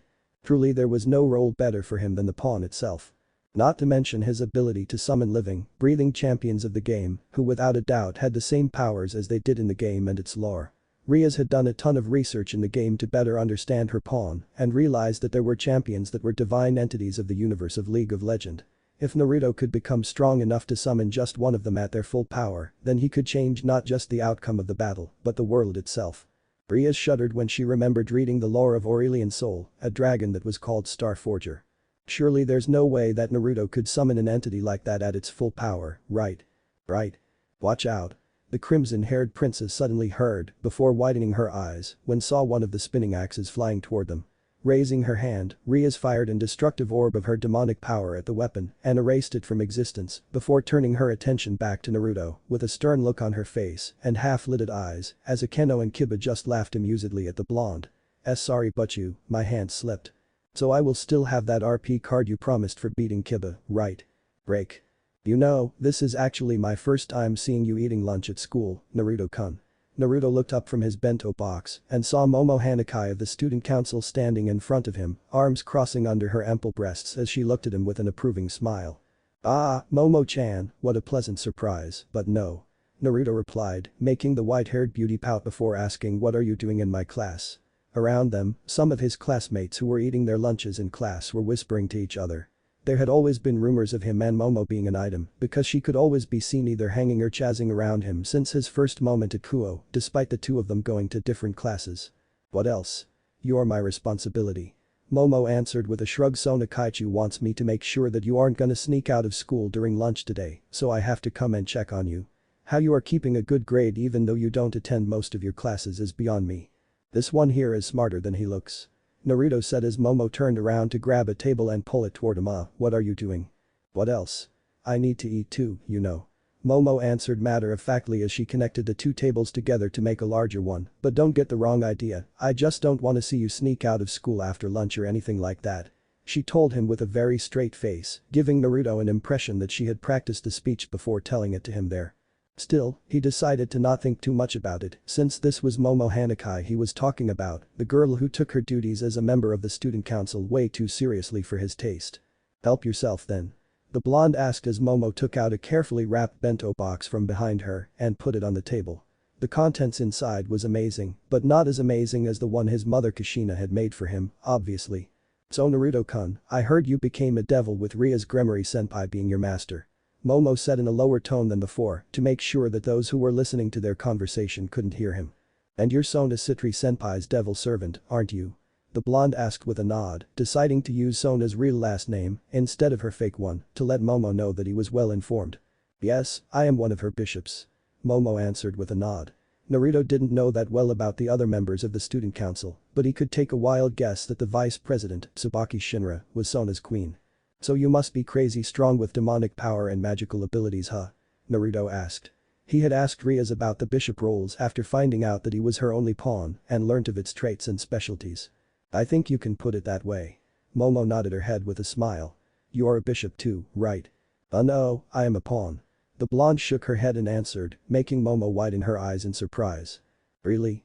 But your demonic power is too much for a pawn. Try 8 pawns. Momo parted her lips in shock, but don't ask me if it is the real reason, I am new to these stuffs you know. Riaz Butchu told me I was the first newborn devil she had met to have a larger reserve than even that of a high-class devil. I see for a game addict you are quite amazing, Naruto-kun. Momo nodded her head with a small smile, making a tick mark appear on his forehead. He really hated it when they called him that. True, he played League a lot, but it was because he loved that game for its gameplay, competitive tournaments and the storylines that came with it, not just because it was a game, and not to mention that it had become so much more than a game to him with his Runeterra arsenal. When he thought about it, Naruto couldn't help but wonder if he could summon new champions and its weapons when they were released, and if his arsenal were really limited by the developers at Riot Games. Rias had deducted that his sacred gear was a creation type and worked on a subconscious level, limited by his knowledge of the game alone. For example, as long as he knew a weapon could do something subconsciously, then when he wielded it in the real world, it would have that power, even though when he recalled it in his mind, he didn't think about what powers it would have, unlike how Kiba created his swords of different demonic abilities with his sacred gear sword birth. It was also worth noting that his sacred gear could not be used to create any weapons outside of the world of League of Legends. Naruto had tried a couple of times to create weapons of different games, as well as weapons of his own imagination, but nothing seemed to work. It was what that made his Runeterra arsenal so strange, different and unique, but that the blonde had any complaint. It was after school that Naruto couldn't decide whether or not he should just go home and train on his demonic power control on himself a bit more or head to the internet cafe to play some League. Sure, he had a PC at home, but playing at home he also needed to watch out for his mother, who disapproved of him spending too much time on the online game. Nevertheless, he still needed to go there to buy a RP card with the money Rias had rewarded him. When Naruto took a left turn at a crossroad, a white veil suddenly flew into his face. Pulling the piece of cloth off of his face, Naruto then saw a girl running towards him while pulling a luggage that was even larger than her, with her legs shaking a little due to the weight of it, looking around 15 to 16 years of age with long blonde hair and green eyes. Her hair flowed all the way down her back, with split bangs over her forehead and a single strand sticking out from the top, sloping backwards. Her attire consisted of a dark teal nun outfit with light blue accents, a brown satchel slung around her hip, and brown boots with black straps in an X-shaped pattern. She also wore a silver cross necklace around her neck, which sent a shiver down his spine when he looked at it. "My veil." The girl cried out in Italian and stopped right in front of him, panting hard. "Here you go, sister." Naruto smiled and answered her. One of the good things of becoming a devil was that he had the power to understand and talk in any language. The girl accepted the veil before gently putting it back on her head and blushing a little. "Next time watch out for the window, K." "Thank you very much." She smiled innocently, making Naruto smile at the cuteness of her face, and then adjusted the veil on her head. The wind blew a little, making her dress to flip up slightly and reveal pure white panty underneath, making Naruto chuckle lightly at the irony of the situation and his speech. Yup, she should definitely watch out for the wind, but it's not like she seemed to be aware of it. "So, are you a tourist?" Naruto asked the girl with a frown on his face. "No, I've been appointed to the church in the city, but I got lost on my way." She scratched the back of her head while sticking out her tongue cutely. "You must be a resident of this town. It's a pleasure to meet you." She bowed her head to him while smiling at her. "I have been in trouble since I got here. I can't speak Japanese that well. I was lost and other people couldn't understand what I was saying. I am so glad that I'm able to meet you." She held her hands together in front of her chest and looked really depressed. "I think I might know where the church is." Naruto folded his arms across his chest, trying to remember any churches that were located in town, but he couldn't think of any aside from the old, abandoned one that he came across the first day he was here. If he didn't want to help this girl, then he would rather stay away from that church as far as possible. Even though it had been abandoned for months, Rias warned him that places like that could still have some holy power remaining. It could affect him negatively if he wasn't careful. "Why you do?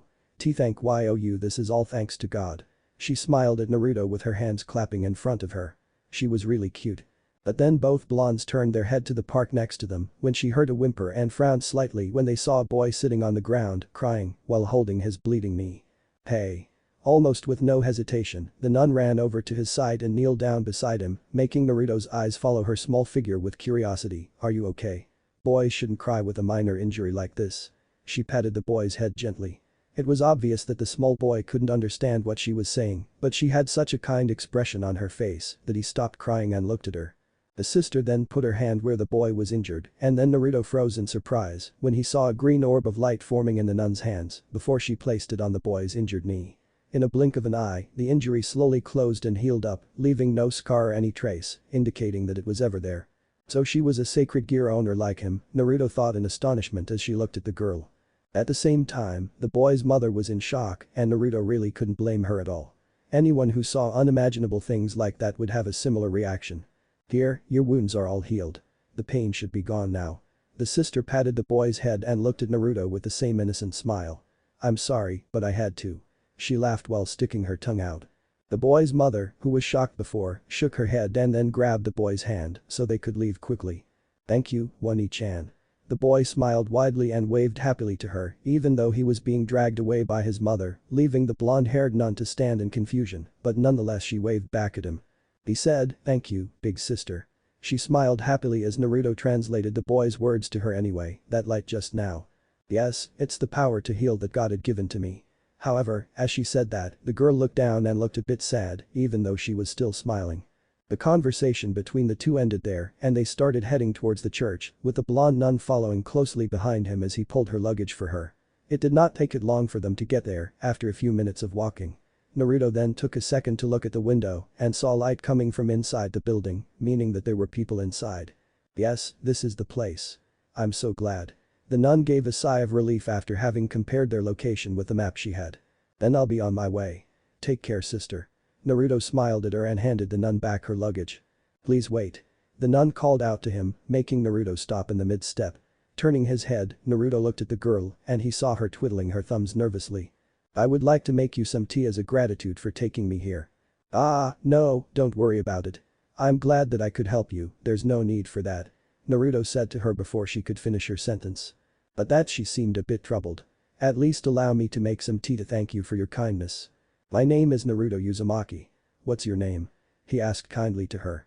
As much as he wanted to drink the tea made by a beautiful blonde foreigner like her, doing it in a church could be extremely dangerous for him. "My name is Asia Argento. Please call me Asia." She looked up and smiled brightly. "Then, Sister Asia, let's meet again." "Yes. Naruto, I will definitely come and see you." Asia bowed her head down to him at that. Naruto then left the place after waving his hand at her. He could tell that she had stood there and watched him until he was out of her sight. Break. That night, Naruto sat in his room with his arms crossed on his chest and his notebook on the floor before him. After dinner, his parents had left to visit a relative in a different town, leaving Naruto all alone at home after he had told them that he needed to study for an upcoming exam, while in truth he wanted to stay at home so that he could try out his champion summoning ability of his sacred gear. It could be dangerous doing it unsupervised by either Ryuzo or Keno, but he had made a list of champions that he could summon at the moment without passing out after carefully judging the amount of powers that they possessed in the lore. The first and most viable option was Yuumi, the magical cat. In the lore, Yuumi was a cat who traveled the world of Rinatera and spirit realms, looking for her Yordle master Nora with her Book of Thresholds, which he had summoned once before. Yuumi's strength and power lies mostly in her book, but she wasn't called the magical cat for nothing, being one of the strongest supports and healers in the game. The second option was human champions who did not pose magical abilities. Those who realized solely on their technical skills like Katarina, Akali, Draven, Jace or Miss Fortune. Naruto would love to see great personalities like Heimerdinger or Tristana too, but he would rather not summon the more mentally unstable Yordle like Rumble or Ziggs. The last but not least Teemo, the nightmarish rat that had terrorized the rift with its obnoxious invisible poison mushroom since the earliest days. But of course, Naruto decided to take the safest route and summoned Yuumi. Putting his hand on the floor, Naruto then channeled energy into his palm, generating a summoning magic circle on the floor with him at its center. He then closed his eyes and concentrated, paying special attention to the amount of demonic power he was using to summon the magical cat, since he wanted to see if he could do more than one summon in the future. Meow. Naruto felt excitement swelling up in his head when he heard that soft meow and opened his eye to see a light purple cat, golden eyebrows and whiskers and a tuft of hair styled like a crown on the top of her head sitting on the ground looking at him with an expression akin to a smile on her face while waving her tail behind him. At the same time, the Book of Threshold floated behind her, giving him a feeling that it was also looking at him. Naruto raised a hand and greeted the two, unsure of how to converse with Yuumi and her book. "So you are our summoner?" the magical cat then asked, and the book did something like nodding to agree with its friend. "I suppose I am. The man is Naruto Uzumaki." Naruto nodded his head. Should he explain to the two that they were no in the game, or was she well aware of that already? "I know, and you shall be my new best friend, like me and Book. I'm the brain, you are the brawn and Book will be Book," Yuumi declared and then jumped on the book, sitting there as it hovered closer to him. The magical cat then raised a paw and started listing, "My service isn't for free though. I demand a fishy fish dish 3 times per day and a good chin scratch whenever I feel like it. Whenever we find rats, I call dibs. Or a bug or a fish." Naruto laughed in amusement. "Haha, you're just like Yuumi in that League of Legends game, right? Me coming from a game doesn't mean that I don't like fish, isn't that right, Book?" Yumi asked, making Naruto drop his jaw in shock before asking him, so do you have any fish? I think my mom left some in the fridge, follow me. Naruto grinned as he stood up and walked out of the room with Yumi following him in the air writing on her book. So you tried to summon Ari last time, didn't you? Yumi suddenly asked when he was defrosting a trout in the microwave for her. Wait, you knew? Naruto asked in surprise, how did you know? Ari told me. How did she even tell you? Naruto couldn't help but ask. Was League of Legends so much more than just a game, or did it have something to do with his sacred gear? When I met her on Summoner's Rift yesterday. We were in the same team. Yumi explained and then growled in annoyance, she told me you might try to summon me next because outside of the fields of justice, I don't have as much magical power as she does, that prideful fox. She completely ignored book. I see, so there's like a world of Runeterra out there. No, not out there. Yumi floated closer to him and pointed her paw at his chest. In here. The blonde widened his eyes in shock at that. So his earlier prediction was wrong. We all live in a dimension that is created by your Runeterra arsenal when you awaken it. When you summoned Ari, we all started to become aware of you. To us, you are no different than the ones at the Institute of War, but try not to summon the baddies while you are at it. They want out. Naruto paled significantly at that. So he made a good choice picking Yumi. Here, your fish. Naruto smiled as he took the fish out of the microwave and put it on the dining table for Yumi, who immediately jumped off book and dug in, eating the fish happily. Naruto took the seat next to her and reached out with one hand to scratch her back as Book watched her eat with him, making her purr softly. It did not take it long for her to finish the whole thing though. So what next? Yumi asked as she jumped back onto Book. I have a contract to do tonight. You can tag along if you want, my client will love to see you. The blonde grinned as he headed back to his room to use the magic circle Akeno had set up there for him to travel. Since Yumi could anchor herself to him magically, she could go anywhere he went, even if the magic circle could only be used by devils. In a flash, the three of them arrived at the front door of an apartment where he then raised his hands and knocked a couple of times. Is there anyone home? Called out Naruto loudly to ensure that someone who could hear him, since this was his first time meeting this client. Maybe cats got their tongue. You know that is not how you use that phase, right? Naruto asked in amusement as he turned to the light purple cat, who shrugged with a purr. In the end, no one answered him even though he found out later that the door was unlocked. Having a bad feeling in his gut, Naruto walked into the house to see if anything strange was happening. The blonde followed the dim yellow light on the other end of the house, and he approached the area cautiously. Soon he saw that the light came from several small candles on top of a desk inside the office of the home. If a client was a female who wanted to jump his bone, Naruto wouldn't feel so surprised. However, since his client appeared to be a male, with the shoes that he found at the doorstep, Naruto doubted that was the case. It did not take it long, however, for him to see some liquid on the ground and recognize the smell it was emitting. Is that blood? Yumi voiced out his thoughts as she moved slightly behind him. Naruto nodded in confirmation as a large area of the hardwood floor was flooded with a pool of blood, and Naruto moved further into the room to find the source of it all. It was a man's dead body, and it was mutilated to the point that it resembled a one that came from a horror movie of butchers and mentally unstable serial killers. Someone had skinned the man whole, and parts of his limbs were scattered along the floor like meats. At the same time, his head had been severed and placed on his desk chair. Book was so shocking that it hit itself and an equally terrified Yumi behind Naruto. Did I mention that wherever you go, I go? Just don't go somewhere bad.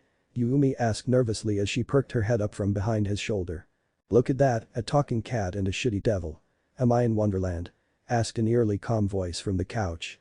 He had short white hair and red eyes, and the clerical clothing he was wearing made it obvious that he was an exorcist, his enemy. So you two are the devil this guy tried to summon before I killed him. You did this? Naruto asked, narrowing his eyes. The white-haired man chuckled a little crazily and pulled out a gun and a light blade in his hands. This guy tried to summon an evil bastard like you, so he deserved to die, said the exorcist as he turned to fully face the blonde. But I wanted to have some fun while I was on the job, so I played with his limbs a little. From what I can see here, you are the only evil here, pal. The blonde devil gritted his teeth as he summoned Yon's swords to his hands. Are you angry that I killed a human when I am supposed to be a priest? Hahaha, spare me that retarded kindness. The priest said as he waved his weapon around. Listen to me carefully, you are a shitty devil. Devil use humans to survive. Supporting a poor devil like you, they were no longer human and that is the end, and that's why I killed them. I earn my living by killing demons and those who have a contract with demons. This is my job. Now I'm going to stab your heart with this lightsaber and I'm going to blow your head off with my cool pistol. Man, I'm really going to fall in love with you. And with that, the white-haired priest ran at him and slashed his sword down, but before the light blade could reach him, a large transparent energy shield formed around the blonde, causing the light blade to bounce off harmlessly. Ugh, even a rat like Twitch has a better attitude than you. Yumi hissed from behind Naruto as Book nodded in agreement. Naruto, bite him. As Book carried Yumi back, floating behind him, Naruto shot forward and attacked Freed with both of his blades, forcing Freed back as he tried to block it with his sword. The priest cursed at them and aimed his gun at Yumi, attempting to shoot her down, but the bullet just passed through her harmlessly as she stuck her tongue out to mock him before Naruto slashed his Asakana blade up to sever the priest's gun in half. Before he could even react, Naruto had replaced the mortal blade in his left hand with Samira's pistol, Blaze, and fired 3 bullets into his enemy's stomach, making him cry out in pain and cough blood while stumbling back. The blonde then made both weapons disappear and replaced them with a pair of Akali's kunai before unleashing them at the priest, stabbing into his shoulder and pinning him against the wall next to the body of the human he had killed. DHH. Fuck you, you shitty. Before he could even finish, Naruto had already thrust a barrel of Blaze into his mouth and pulled back the hammer with his thumb. Yumi, you don't have to see this. Naruto said as he glared murderously at the priest. Book, turn her around. Hey. No. The magical cat complained as Book grabbed her by the crook of her neck and turned her around. Huh? She then made a sound of confusion. I'm sure that but you won't mind if I kill a shitty trash like you. The blonde muttered and was about to pull the trigger when suddenly. Please stop. A familiar voice shouted, making Naruto snap his head around and saw the blonde sister he had met earlier today standing in the room with a shocked expression on her face. Asia? He asked in shock. The priest managed to free himself from Naruto by kicking into his stomach and yanking himself off the wall. Heal me. The priest cried out as he crawled over to Asia, grabbing onto the front of her dress. Get away from her, Yumi. Naruto shouted, and Yumi instantly fired a prowling projectile at Freed with an angry meow, blasting him away from Asia and knocking him into the wall of the room. "Anu!" Asia screamed out after seeing the corpse that was nailed to the wall. "And no," she whispered with tears falling from her eyes. Her eyes then turned to look at Naruto. "Father Freed Naruto-san," she whispered, looking at him directly. "That shit is a devil." But his scream was muffled when Naruto delivered a kick to his mouth, sending him across the room. "Shut your mouth, asshole." Naruto growled as he pointed his pistol at Freed Asia. He then turned to the blonde-haired nun, trying to explain it to her. For sure that she was with Freed, but she was an innocent girl with a pure heart. Why she was with someone like him was what he was wondering. "Naruto-san is a devil." She seemed to be shocked to find out the truth. "Yes, I'm a devil, but I didn't do this." He admitted without hesitation. "He did." "Ahaha. For real, are you really trying to explain it to her?" Freed laughed maniacally and got to his knees with one hand pulling the kunai out of his shoulders. "What is this? Do you two know each other? Is he your friend, Asia? Do you even know that devils and humans can never coexist? You are his enemy." And with that, Freed pulled out another gun and tried to shoot Naruto with it, but Yumi's shield proved to be tougher than the fired holy bullet, protecting Naruto and also herself. "Don't even think about it." The magical cat meowed loudly and flew in front of Naruto while holding onto Book's front cover as it faced Freed with glowing pages, which then launched a wave of magic power at him, knocking the wall behind him down and blasting him out on the street squashed like a bug. Yumi finished as she floated back behind Naruto. "Wow, remind me to never piss you two off," Naruto said to Yumi and Book, making them smile at him before turning his attention back to Asia, who looked torn between running outside to heal Freed and staying behind with Naruto and his talking cat. Flash. Before either of them could say a word to each other, however, a magic circle that appeared on the floor shone, bearing the crest of the Gremory household. In a flash, Riaz and the rest of her peerage appeared from the teleportation magic circle. "Naruto-kun, we have come to rescue." Kiba smiled at the blonde, but then frowned when he saw the destruction of the room, and Freed crawled onto his hands and knees outside, his whole body covered in blood. "Oh wow, I guess you don't need our help then." He smiled while scratching the back of his head. It was then that Riaz and her servants noticed the cat sitting on a book hovering behind Naruto and widened their eyes in shock as she raised a paw and waved it at them. "Yumi?" Riaz asked with a surprised smile on her face. "The one and only." The magical cat declared before floating over to her. "Do you have snacks or fish?" Kaneko, who was looking at Yumi with sparkles of excitement in her eyes, instantly pulled out a bag of potato chips from her skirt pocket and showed it to Yumi. "I can share," she said in her usual monotone that barely hid her excitement. "Awesome." Yumi cheered as she jumped onto Kaneko's head. "I like you hair clips." "Thank you." "PCH, what do we even have here?" Freed growled as he looked at them from outside the house. "More shitty devils." "What are you guys?" "Devil Squadron, the Devil Rangers." "What a vulgar mouth." It's hard to believe you are a priest. Oh, that's why you are a stray exorcist, right? Ria said simply with a flick to her hair. Naruto, are you injured? The crimson-haired young woman asked in concern as she looked at Naruto and checked for any injuries. She found none. I'm alright, but you? I got Yumi with me, don't worry. Naruto smiled and shook his head. As expected from my one and only pawn, Ria said with a satisfied smile before turning to Fried with a mock on her face, who fell on his face and looked like he was about to pass out from losing too much blood. Naruto found it actually hard to believe he could still stay awake after being hit with all that. A normal human would have died from the bullets that he had put through his stomach alone. Looks like you have been looking after my cute servant, Priest-san. Fuck you and your shitty servants then. With that scream, Fried pulled out a grenade and threw it at them.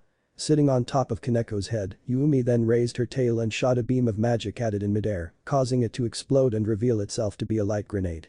Riaz, who had fully prepared for it, raised her hands and created a shield of her own demonic power to protect herself and her servants. Once the light had died down, Fried was gone. The trail of his blood that he left behind indicated that he had gotten away. But there seems to be a number of fallen angels heading to this house. Akeno informed them rather distastefully, something that Naruto couldn't help but notice. Riaz then gave another stare at the priest before telling her Queen Akeno, we will return to our headquarters. Prepare for teleportation. Yes. Akeno nodded her head and started to cast a spell as soon as Riaz urged her to. Realizing that he was about to leave, Naruto looked at Asia. But we are taking Asia with us as well. Naruto said it to his master very clearly. It's impossible. Only devils can use the magic circle to transport. Also, this magic circle can only teleport me and my servants. Ria shook her head and replied to him. Then Naruto was about to ask Yumi and Book if the two could help them with their realm traveling power, but a light tug on his sleeve stopped him and made him turn his head over to look at the blonde nun Asia. Don't worry Naruto-san, I will be alright. Go with your friends. She said with a soft smile. But. Let's meet again. He wanted to argue more, but before he could do that, Akeno finished casting the spell and the magic circle on the floor started to glow again. Like hell we are going to let you escape. A group of priests, wearing the same outfit as Fried, then came running at them with their guns, which they used to fire at the group of devils. Before either Naruto or Kiba could rush forward to protect the others, Yumi, who had a mouthful of chips, flew around them with Book and created a large shield that protected her summoner and his friends until they were all teleported away. End of Chapter 4. Chapter 5. For the first time in 3 weeks, Naruto skipped school. He knew that Momo would have his head tomorrow, but frankly the blonde didn't care. No, he's not at his usual internet cafe. Naruto was in no mood for gaming or even LP grinding. He just couldn't sit tight in his classroom after he had found out that there was a group of psycho stray exorcists out there killing innocent people just because they made a contract with devils to help them with their daily life. Ria said even if they were stray exorcists, there weren't many of them that were as crazy as Fried, so he didn't need to worry about it too much. However, with someone like Asia with him, there were no doubt that Fried had gotten back on his feet, so even though Riaz and Akeno had sent out their familiars, Naruto still decided to skip school to go to a number of his clients' house and make sure that they were alright. Naruto was about to go to the next house when suddenly he saw a very familiar figure approaching a local restaurant near the rooftop he was standing on. Smiling in relief, Naruto then jumped down and landed behind her. Since he was still nowhere near as skilled as Kiba, his landing was rather violent and made a loud noise, making Asia flinch and turn around to look at him, a surprised look on her face, before it was turned into a smile of relief like his. Naruto-san. Hey there, Asia. Break. Oh. Asia looked at the menu in her hand in confusion as she didn't know what to order. The blonde had never seen or heard about such foods like those before in her life. Naruto was sitting across from her with a smile on his face, patiently waiting for the nun to make the choice. What would you like to order? The employee asked nervously. It was quite clear that she was new and didn't quite know how to handle the current situation. Naruto could only smile at her while making a gesture for her to wait. He quite couldn't believe that Asia had never come to a restaurant like this before and because of it she was having a hard time. Even a normal person should know how to order a meal. Naruto had offered his help, but she only replied proudly. It's fine, I will manage it somehow. And so, she kept wondering what to choose, and the fact that she didn't know how to speak Japanese seemed to make things even more difficult for her. She will have the same order as me. Finally, the blonde had had enough and decided to order the same meal for Asia. It's too bad that the restaurant they were in didn't serve ramen, or else he would have gotten the chance to introduce the food to her. Okay.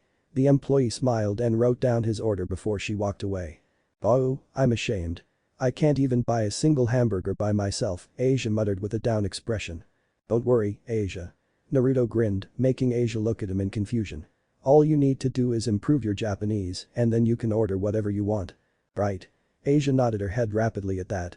After that, it didn't take it long for their orders to arrive and Naruto wasted no time to dig in as he had not eaten anything but a slice of bread since morning. After the first bite, Naruto was about to go for another one but stopped when he noticed Asia wasn't eating her hamburger at all, but rather, she was taking a very good look between it and him with a thoughtful expression. "Here," Naruto said as he put his burger down. He could tell that Asia just didn't know how to eat her food. Reaching forward, the blonde then picked up her burger and started unwrapping the cover for her, revealing the delicious-looking contents inside. "You can eat it after taking the wrap off like this. No need for a spoon or anything, just use your hands." There's actually a way to eat like that. Amazing. Naruto nodded his head as Asia gently took the burger from him. "Try it." "Why yes." Asia nodded her head and took a small bite of the burger, chewing and tasting it very carefully before saying with a bright expression on her face, "Delicious. This burger is very delicious." "I am glad that you like it." Naruto grinned at Asia, whose eyes were shining with excitement before asking, "You never had a burger before?" Asia shook her head and then answered him, "No. I have seen it often on television, but this is my first time eating it." I'm moved. "It's delicious." "Okay, so what do you normally eat?" "Mainly bread and soup. I also eat vegetables and pasta food." "Sounds too healthy." Naruto chuckled while nodding his head. He himself had never been a fan of vegetables of any types and hated them the most whenever he had to eat them with ramen. "Then eat that burger carefully so you remember the taste, okay?" "Yes. I will eat it with joy." And with that, Asia started eating it with a delight expression on her face. The two then began to talk a little, with Naruto being the one who asked the questions and Asia answering them truthfully, not that she seemed capable of lying. Naruto was relieved to find that the exorcists and fallen angels didn't do anything to her to become friends with a devil like him. However, Asia still had to use her sacred gear to heal Freed. It appeared that Asia's healing power was powerful enough to heal all the bullet wounds and the damages Yumi had done on him. All the bullets Naruto had fired at him with Samira's blaze revolver had all gone through his body, so there had been no operation needed to remove them. However, when he had asked why she was out there, Asia said she had time off, but he couldn't just shake off the feeling that she was running away from something. After that, she became a bit depressed, so Naruto decided to think of a way to cheer her up. There was only one decision that he could come to. "Asia." "Why yes. Have you ever played a game on a PC, I mean on a computer, before?" Asia tilted her head to the side cutely for a moment in confusion before answering. I have never tried, but an abyss has taught me how to use a laptop before." "Why do you ask?" "I have decided." Naruto declared with a huge grin on his face, "Today we should forget about everything. Let's go out and have fun." "Eh?" The nun looked surprised. "Let's go to my favorite internet cafe." "Break. Why, everything looks so amazing here." Asia said in amazement as he walked into the internet cafe with Naruto, who then headed over to the host table to create a user account for her. "There are so many computers here. Best internet cafe in town. You won't find any place better." Naruto said as he walked back to Asia and smiled at her before making a gesture with his head. "Come on, let's find two PCs next to each other." With that, Naruto led the blonde nun further into the cafe. Since it was still school time and everyone but Naruto was still at school, there weren't too many customers, so his usual seats were still available. "Sit here, Asia."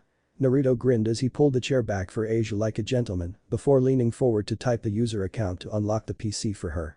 In quick succession, he turned on the League's client and used an old account of his for her to play before using the next few minutes to explain to her how the game worked. The blonde looked confused for the majority of his explanation, but she listened very closely with a very serious expression on her face.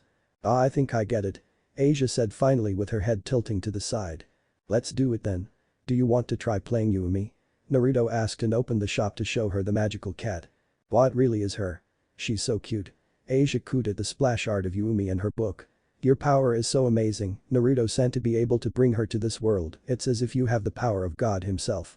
"Ah well, I don't think I can do the same thing as the Almighty," but Naruto blushed at that and purchased Yumi for Asia before heading into a custom versus bots game to show Asia how to play her. Yumi had one of the easiest and most simple gameplay of the game, so she shouldn't be too much of a problem for a beginner like Asia.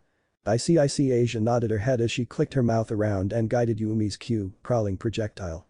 "You gotta remember that you can only guide it like a homing missile when you attach her to an ally. The arrow will fly in a straight line if you are outside," Naruto explained, "and Yumi won't be able to attach to an ally if she gets hit by crowd control effects, negative statuses like stun or knock airborne." "I think I get it, Naruto-san." The girl nodded her head. "Just follow my instruction in the game and we will be good." The blonde grinned as he created a duo queue rank lobby with Asia. Let's go. He cheered. This had to be his first time duo queuing up with anyone, let alone a cute girl like Asia. Sure, she would have problem playing and he might lose a ton of LP, but he knew it would be worth it. Click accept. He then started instructing. Okay, so you are first pick. Great. Let's ban Thresh and Leona, those two Yuumi hates the most. And with that, the two went on into their first game together, with Asia playing Yuumi and him playing Lucian against the enemy bot laners, Lux and Ezreal. Heal. Asia. Press E. Oh. Activator R and we win this. So I detach and hit the enemy champion to gain a shield.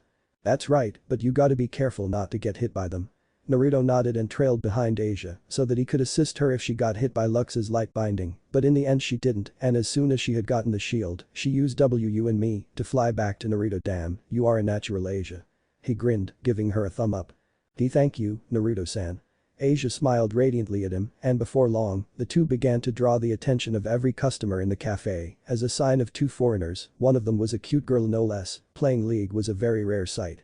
Even the owner himself went over to watch their games, cheering for him whenever he got a kill, and giving Asia tips to properly support a hard-stuck bronzy like Naruto with Yuumi, and build her champion whenever she recalled and went back to base to regen and buy new items.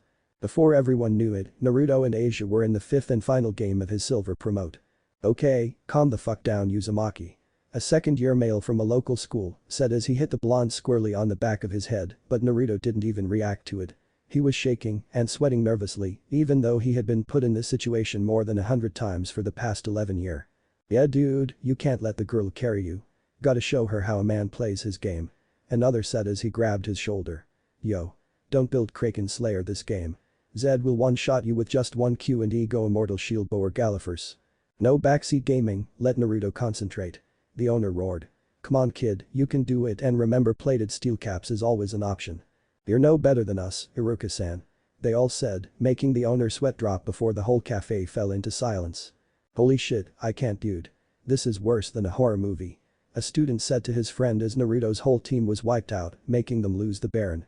The current kill scoreboard was 32-45 in favor of the enemy blue team. Red team was down 3 towers, but they had 3 drakes and an incoming Inferno Soul if they could secure the last dragon. Naruto had a KDA of 10-5-12 as Kaisa, while Asia, who was playing Seraphine because Yuumi had been banned, had tears in her eyes. She didn't fully understand the game yet, but she could tell how important it was by feeling the tension and pressure from everyone around her, and it made her extremely nervous. Her KDA wasn't making her feel any better also, as she had died a total of 12 times and only 10 assists. If Asia-chan can hit a 5-man R and his team can secure the final Inferno Drake, then they should win, right? It all came down to a fight in the Dragon Pit, with minions in top and mid pushing for the red team. Asia was spasming her abilities so that she could use her empowered W surround sound to shield and heal Naruto's Kaisa and her teammates as the enemy Jace continuously poked them down with his shock blasts. As the Inferno Drake was initiated by the enemy jungler, Lee Sin, and was hammered down by the rest of his team at a rapid pace. Naruto waited patiently for the dragon's health to drop below 1000 and fired a Void Seeker blast into the pit at the same time his jungler, Jarvan IV, went in with a combo of Damation Standard and Dragon Strike. The two junglers smite the dragon almost at the same time, but it was Naruto's ability that secured the dragon, causing the whole internet cafe to explode into cheers and roars of excitement. Asia, seeing her chance, launched Seraphine's ultimate ability at the enemy team, Encore, which then traveled through all 5 of them and dealt massive damage with the Inferno Soul explosion. However, it was the charm status that came with it that allowed Jarvan IV to dunk on all 5 of them with his R Cataclysm, locking them all in a circle of impassable terrain, allowing Naruto, with his Kaisa R Killer Instinct, to dash to the side and rained auto attacks down the enemy team, hitting multiple targets at the same time with Runan's Hurricane and Kaisa's Icathian Rain. One after another, the enemy team fell with Zed managing to get away, but Naruto sniped him down with a max-range Void Seeker blast, acing the red team. Yeah. The whole cafe roared in excitement. End the game. End the game. End the game. They chanted as the blue team charged into the red team's base and destroyed one turret after the other before going for the Nexus. Once it had exploded and the victory sign had been shown on Naruto and Asia's screens, the whole internet cafe cheered once again. History in the making.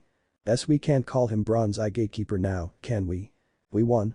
Naruto asked, more to himself than to anyone as several hands grabbed onto his shoulders. I'm silver now. Before he could even do anything, the blonde was removed from his chair and tossed into the air by a group of fellow high school students. Asia, who removed her headphones and put it down gently on the table, had a smile on her face as she turned and looked at Naruto. Break. Ah, we had a lot of fun today. Yes, we sure did. After the wholesome celebration that Iruka, the cafe owner, had thrown for them, the two of them found themselves walking down the street together, enjoying each other's company with some ice cream. It was already getting dark. Naruto had had so much fun that he didn't notice the time. He just couldn't thank Asia enough for helping him with his promote. League of Legends had always been and would always be a team game. So you really can summon Yumi from the game? Asia suddenly asked, a smile on her face. Not exactly from the game, but from my sacred gear. It's rather complicated, but yeah, you get the idea. Naruto grinned as he explained it to Asia, who gasped lightly in surprise.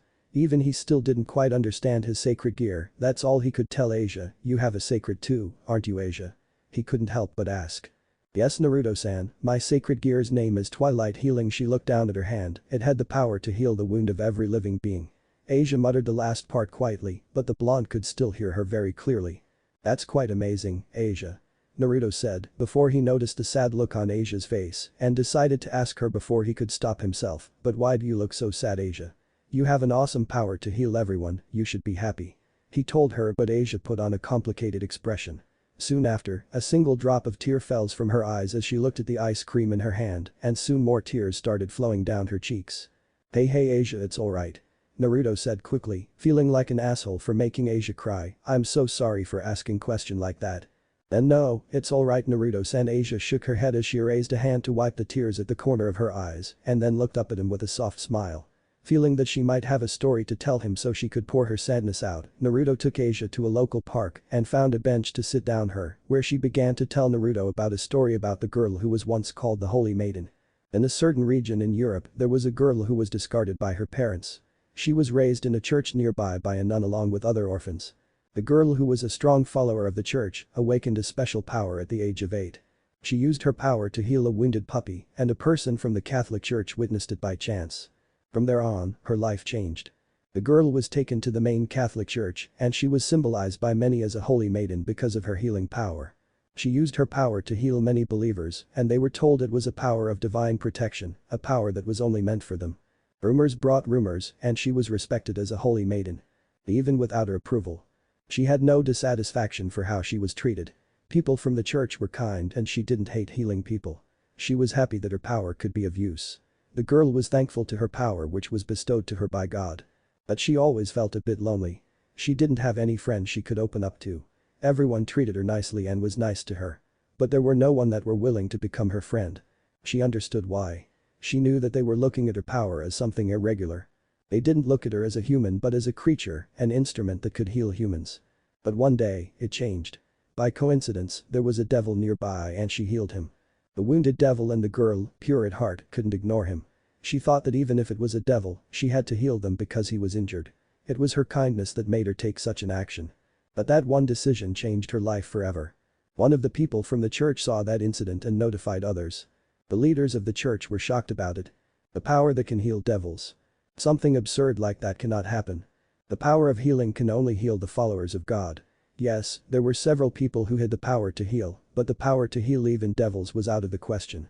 The people of the church thought it was common sense that the power of healing doesn't work on fallen angels and devils.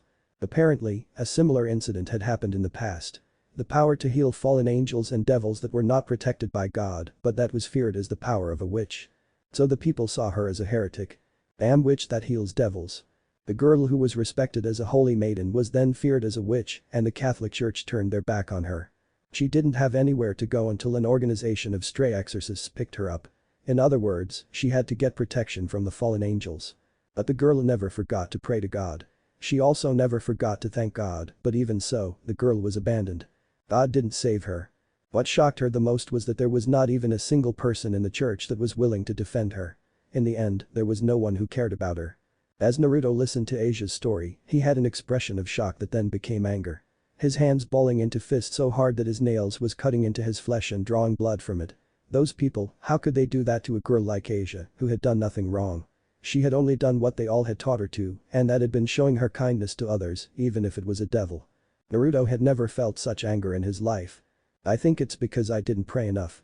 It's because I'm clumsy.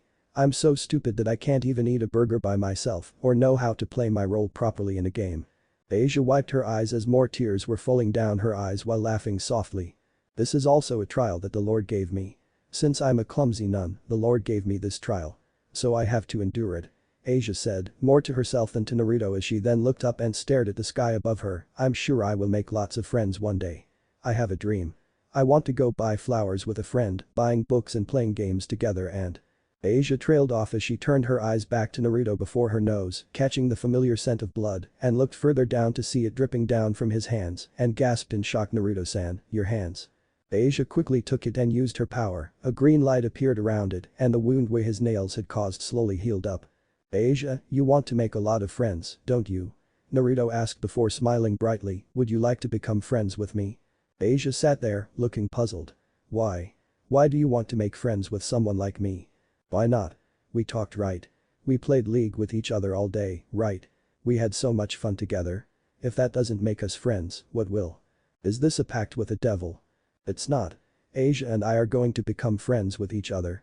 We will talk when we want to, we will play when we want to, and yeah, I will also go shopping with you. Whether it's books or flowers, we will go shopping as much as you want. Okay. It was the first time he had ever said anything like that, so he didn't know if he was saying the right thing or not, still those were words that came from the bottom of his heart. If that was what he could do to help this girl, then he would gladly befriend Asia and protect her with his life, just like he would with any of his friends, his master. Asia had both of her hands over her mouth and once again started to cry. Although this time, it wasn't the tears of sadness. But Naruto-san. I have no common sense. You can learn by living in this city. If you go around looking and talking to different people then you will know eventually. I can't speak Japanese. I also don't know about its culture. I will teach you. Leave it to me. He said determinedly. I also don't know what to talk about with you. We can talk about League. I will teach you to play it fully later if you want and then we can talk about the game all the time. There are so many interesting things about it so we will never get bored of it. He grinned, so will you become my friend? She nodded her head repeatedly. Then, let's get along from now on, Asia. Asia's face then broke out in a beautiful smile as she held tightly onto his hand, touched by his words. Everything was going to be alright now, she didn't care about that incident anymore and she wouldn't care about how painful that past was. All that she cared about was staying at Naruto's side, learning to and playing League with him forever. I know someone who can cheer you up. Naruto grinned and held out his hand, with Asia's on top of his. He then channeled his power and in a flash, Yumi the magical cat and her companion Book of Thresholds appeared on their hands. MEOW. Why, Asia said in amazement as she stared at the cute little cat with sparkling eyes, who looked up at her with a smile on her face while waving her tail around. Yumi then jumped onto her shoulder and rubbed her gently against the crook of her neck as Book flew up and hovered behind them. She's so cute. The former nun cooed, raising her hands up to stroke at the soft fur on Yumi's little body. Yumi will be your friend too, won't you? Yes, we are going to be best friends forever. Yumi nodded her head and said proudly before looking at her companion. Book will also be your friend too, Asia. Nothing's gonna separate us. The Book nodded repeatedly at that, making Asia's eyes tear up. You see, Asia? Naruto smiled as he put a hand on the girl's head, rubbing her hair softly. You have 3 friends now. Making friends isn't as difficult as you think it is. The girl couldn't take it anymore and threw herself at him, wrapping her arms tightly around his neck as she leaned her head on his shoulder. Thank you, Naruto-san. Yumi Book, Asia cried softly as Naruto returned her affection by wrapping his own hands around her, allowing the magical cat to nudge herself closer and join in with them. Thank you. Naruto knew at that moment one of his goals in life was to protect Asia and her dream. What a heartwarming scene, but no, it's impossible. There was a voice and instantly Naruto whirled around with Samira's revolver, Blaze, in his hand, having felt a presence behind the moment they said the first word. A black-winged figure standing in the middle of the air lowered down before them with her arms crossed, and he instantly recognized her as the woman who killed him and his classmate Issei Haidu, the night Rias revived him as her servant. Rainer-sama, said Asia with a shocked look on her face. We meet once again, Naruto-kun started the fallen angel with a smirk on her face. I thought the devil would have just left you there to die that night, but it seems that she has quite the courteous heart, choosing to save you instead. It's too bad that you are a devil now. Rainer sighed as she shook her head at the blonde man. Naruto narrowed his eyes at the woman and stood in front of Asia. Heh, you said it like it's a bad thing. Naruto said as he pushed Asia back behind him. That made us enemies, you know. Rainer replied with a soft chuckle, and when an enemy is standing in the way between me and something I want, I will have no choice but to eliminate them. A light spear appeared in her hand as she then turned her attention over to Asia. Asia, it's time to go back. Come to me. Asia held her hands to her chest as she spoke up from behind Naruto. I will not go back with you. I will never work for you people again. Rainer shrugged as she let out another sigh. I assumed as much. A kind and loving girl like you will never willingly work for something like us. She then turned her attention over to Naruto and asked him, give me Asia, Naruto-kun. I don't want to kill you again, but if you continue to stand in between me and my goal, I will have to force my hand. You know, I was told something similar continuously for the past 11 years. Naruto said, smirking as he summoned Yon's mortal steel katana in his other hand, so I am used to people threatening me with something far worse than death. If you want me to stay out of your way, then you will have to try better than that. So be it then. Rainer said and threw the light spear at Naruto, who pushed Asia to the side as he sidestepped to dodge. Yumi instantly latched onto him and launched a prowling projectile at Rainer, who widened her eyes and tried to cancel it by throwing a light spear at it. However, the projectile changed direction as Yumi willed it to, going around the light spear before slamming into Rainer and exploding, sending her back. Naruto wasted no time to follow up with the attack, rushing toward the fallen angel girl with a knee thrust into her abdomen. Sorry Rainer-chan, but I am different than before. With that said, the blonde thrust the pommel of the katana into her stomach, making her cough violently at the force behind it before he hit the side of her head with the silver revolver in his other hand, knocking her to the side. Shit. Rainer cursed as she flapped her wings and regained her balance in the air, summoning several spears in her hands to throw at Naruto, who had his gun up and ready to fire at her. But before he could pull the trigger, the blonde felt a presence coming at him from the side and raised his sword to block a light sword just before it could slash down on his head. Yo. Shitty devil. It was none other than Freed. Yikes, it's the rat face guy again. Yumi said in displeasure as she floated behind Naruto. Tell your cat to shut the fuck up before I blasted her head off. Freed growled angrily as he tried to push Naruto down, only for the blonde to turn around to kick him in the stomach before firing a round of bullets at him. The stray exorcist was better prepared this time and dodged all of it, even using his sword to parry 2 bullets with relative ease. Heh, same trick won't work on me twice. We will see about that when I try a bigger gun, freak. Naruto narrowed his eyes. He favored Samira's revolver over Jin's because of its mobility and infinity ammo, as long as he still had demonic power, but of course Blaze paled in comparison when compared with other guns he could summon in term of firepower. More or less it was just a bit stronger than a normal gun, while Jin's pistol had the power of anti-tank high-caliber sniper rifle. Freed, what are you doing here? Rainer asked, but before the mentally unstable stray exorcist could answer her question, several more black-winged figures appeared around them, with men dressing in robes similar to Freed, making Naruto sweat nervously. They really had him outnumbered now. Kala. I have a feeling that this troublesome little devil who defeated Freed last time will show up, so we all came to your aid, Rainer. The fallen angel named Kalawiner said. She was a tall and buxom woman with brown eyes and long navy blue hair that obscured her right eye. Her attire consisted of a maroon trench coat-like top with a wide collar, a matching miniskirt and black-heeled shoes. The trench coat top was open at her chest, giving view to her breasts and cleavage. She also wore a gold necklace around her neck. Ah, so my name is heard by the Almighties, I feel flattered. Naruto taunted before he jumped back to block a pink light spear, with Yuumi's shield protecting him from a blue one. Don't talk to us like we're at the same level, filthy low-class devil, said a blonde in a gothic Lolita dress as she looked down at him from above as if she was looking at something very disgusting. Let's just kill him now and take the girl back. Donasik, the fallen angel who had the appearance of a middle-aged looking man with short black hair and dark blue eyes, said with a sense of finality as the other stray exorcists gathered around Naruto, who tried his best to remain calm. 1v1 he had no problem. 1v2 should not be a problem if he was careful enough, but 1v20 was a whole different story. He had never fought this many opponents before in his life, even in a game of League where he was fed. Yumi, protect Asia. Naruto gave the instruction to his champion, making the magical cat and her companion look at him in surprise. Don't let anything happen to her. Having watched too many action movies while waiting for matchmakings, Naruto knew the risk of having to fight to protect someone while being outnumbered by his enemies better than anyone. If he wanted to keep his head in the upcoming fight, then Asia needed to be protected first and foremost. Are you sure? Yumi asked, concern in her voice. Leave them to me. Naruto nodded his head as he steeled his nerves. Alright, give them hell, Naruto. And with that, Yumi and Book turned around and latched onto Asia, forming a shield barrier around her that knocked back all the stray exorcists who tried to sneak up and grab her. Asia looked at Naruto worriedly, her hands clutching in front of her chest in a form of prayer, praying that he would be alright. Knowing that he couldn't just brute force his way through this many enemies and that he needed to fight smart, Naruto summoned a third weapon to form a combination that should help him in his current situation, in theory. It was a glowing capsule-like device that appeared behind his back, worn like a sling bag with a belt across his left shoulder.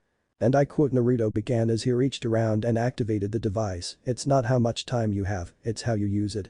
Once the device had fully been activated, Naruto dashed forward with seemingly speed that shocked even the fallen angel, leaving behind a trail of bluish energy that was radiated from the machine behind his back. Wow, how is he so fast? Within a split second, the blonde appeared in front of an exorcist, killing him instantly with a sword through his chest. It was the first life he had taken, but Naruto didn't have time to think about it as he moved on to the next since every second mattered, dodging and sidestepping repeatedly to avoid barrages of bullets that were fired at him from every direction.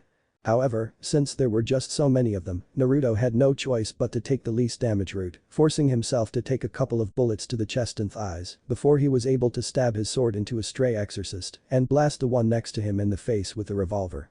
"No!"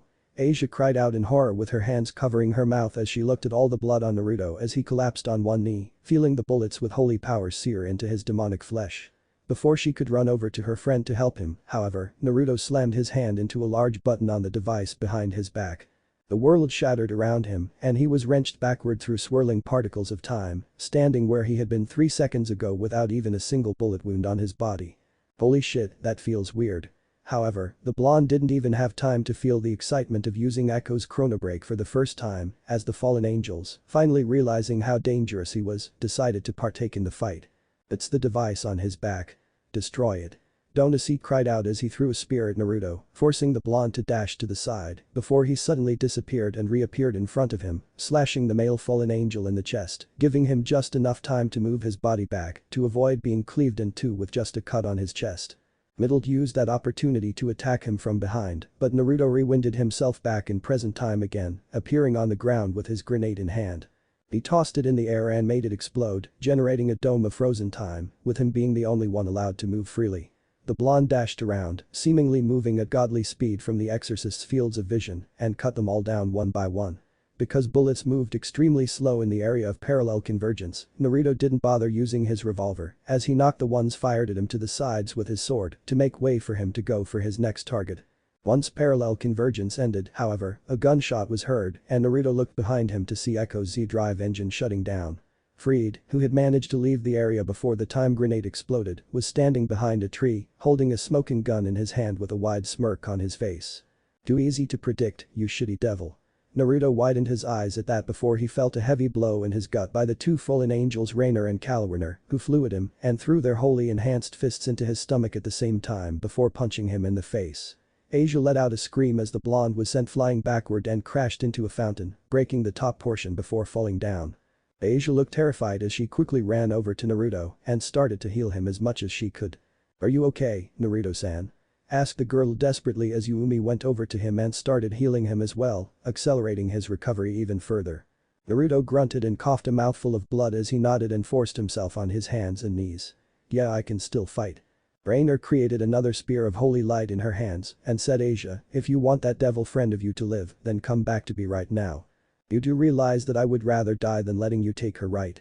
Naruto growled as he glared at Rainer, her fallen angel's companions and the surviving stray exorcists after that overwhelming assault of his. They had looked at him with different eyes now. There's no way that he could pull a trick like that again without a miracle. A miracle. No matter how he looked at it, he was outnumbered, outgunned, out everything. Even with Yumi assisting him, it would still be extremely difficult for the two of them to fight against so many opponents. If only he could even the odd. Even the odd. The blonde suddenly remembered something that Riaz had told him during his training with her. "Naruto-san," Asia began with tears in her eyes, but Naruto instantly raised a hand to cover her mouth, stopping her before she could finish whatever she meant to say. "No, Asia." He shook his head and said as the fallen angels and their followers approached them, "It's not over yet. I will not let them take you away. I will protect you," he said and then snapped his head back to look at his enemies. Stabbing his sword onto the ground, the blonde pushed himself up onto one knee and cried out, praying to whatever demon lords down in the underworld that it would work promotion. "Bishop." Before Rainer and her companions even realized it, they were blasted back by a surge of demonic power, so powerful that they could see it with their own eyes.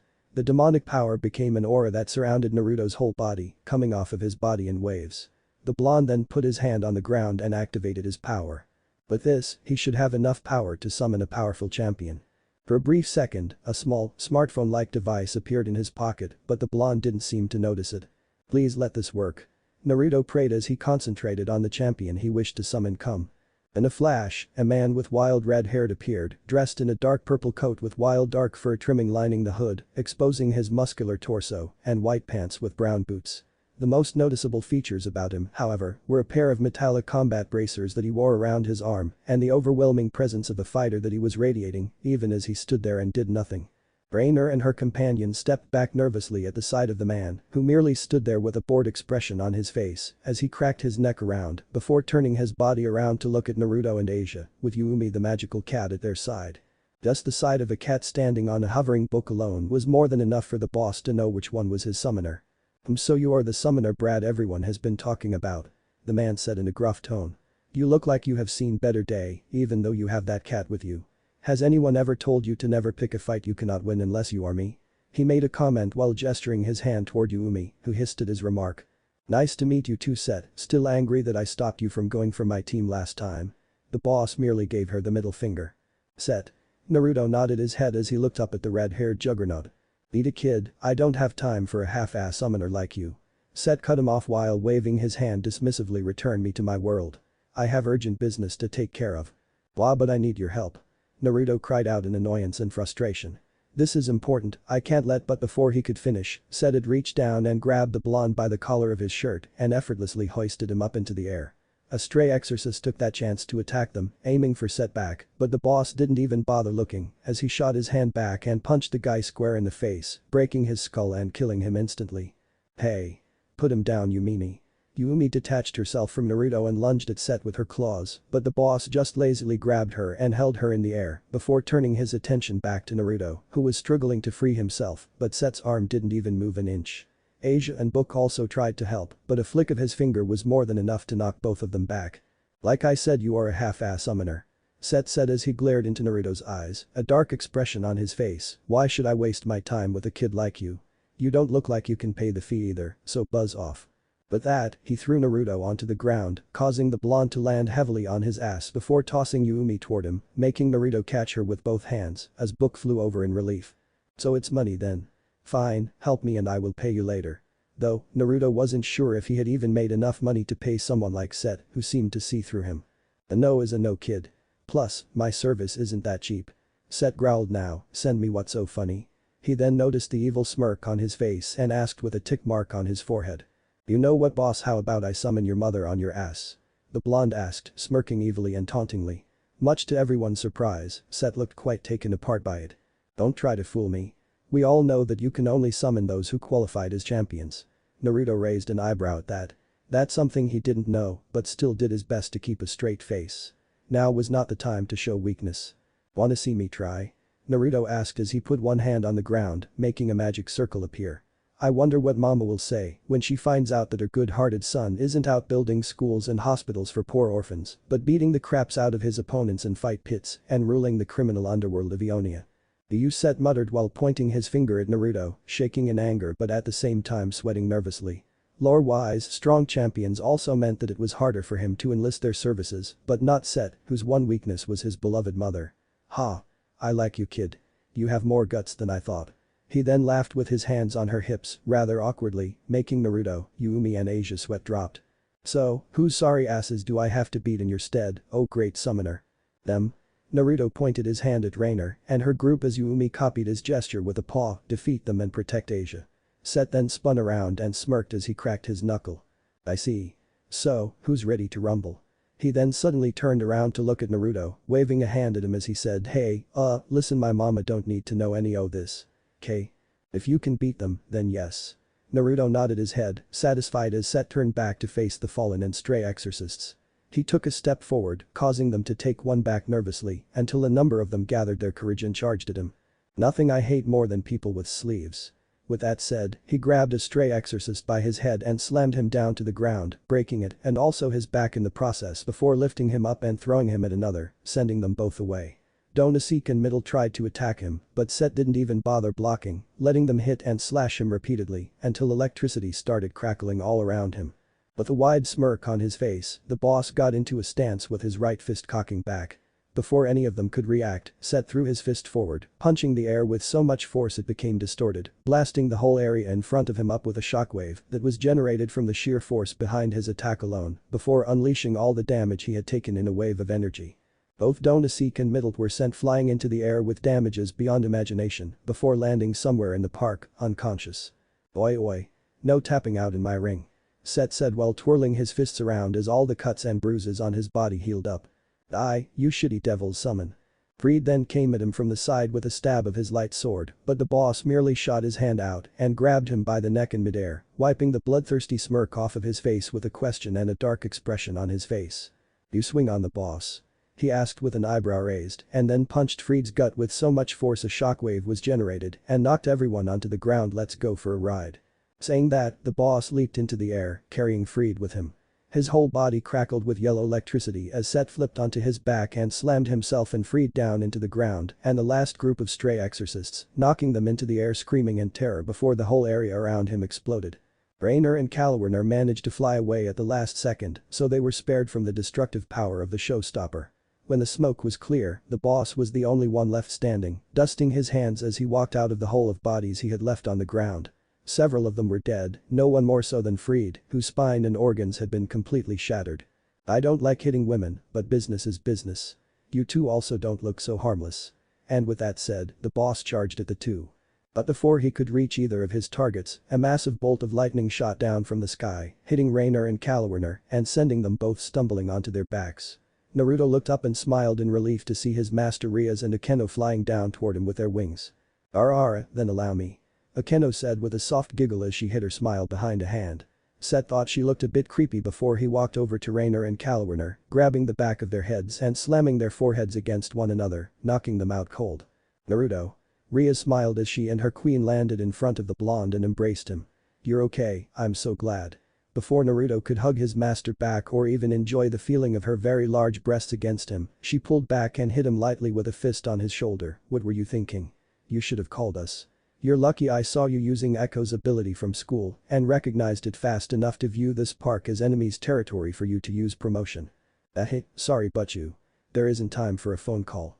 He then smiled at her before looking over at Set, who had a bored look on his face as he stood there with his arms crossing on his chest. "Thank you, Set, for helping me there." "Yeah, whatever kid. I expect 2 dozen gold coins as payment the next time you summon me or borrow my gloves, and remember my mama doesn't need to know about all these, K." With that, the blonde allowed him to leave, disappearing from the real world and returning to his sacred gear, much to his friend's amusement. It was at that moment Naruto's promotion to bishop ended and the smartphone device that had fallen out of his pocket when Set threw him disappeared with a crack of blue electricity. Feeling his strength left him, Naruto let himself fall back before anyone could catch him, sitting down on the ground with a tired smile on his face before looking at Asia, who kneeled down next to him with a smile on her face. It's finally over. End of chapter 5. Chapter 6. It was the day after the battle at the park. After the fallen angels had been taken away, things had mostly gone back to the way it had been. Naruto had returned to school, and instantly the moment he walked through the front gate, Momo had gone out of her way to scold him for skipping school once again.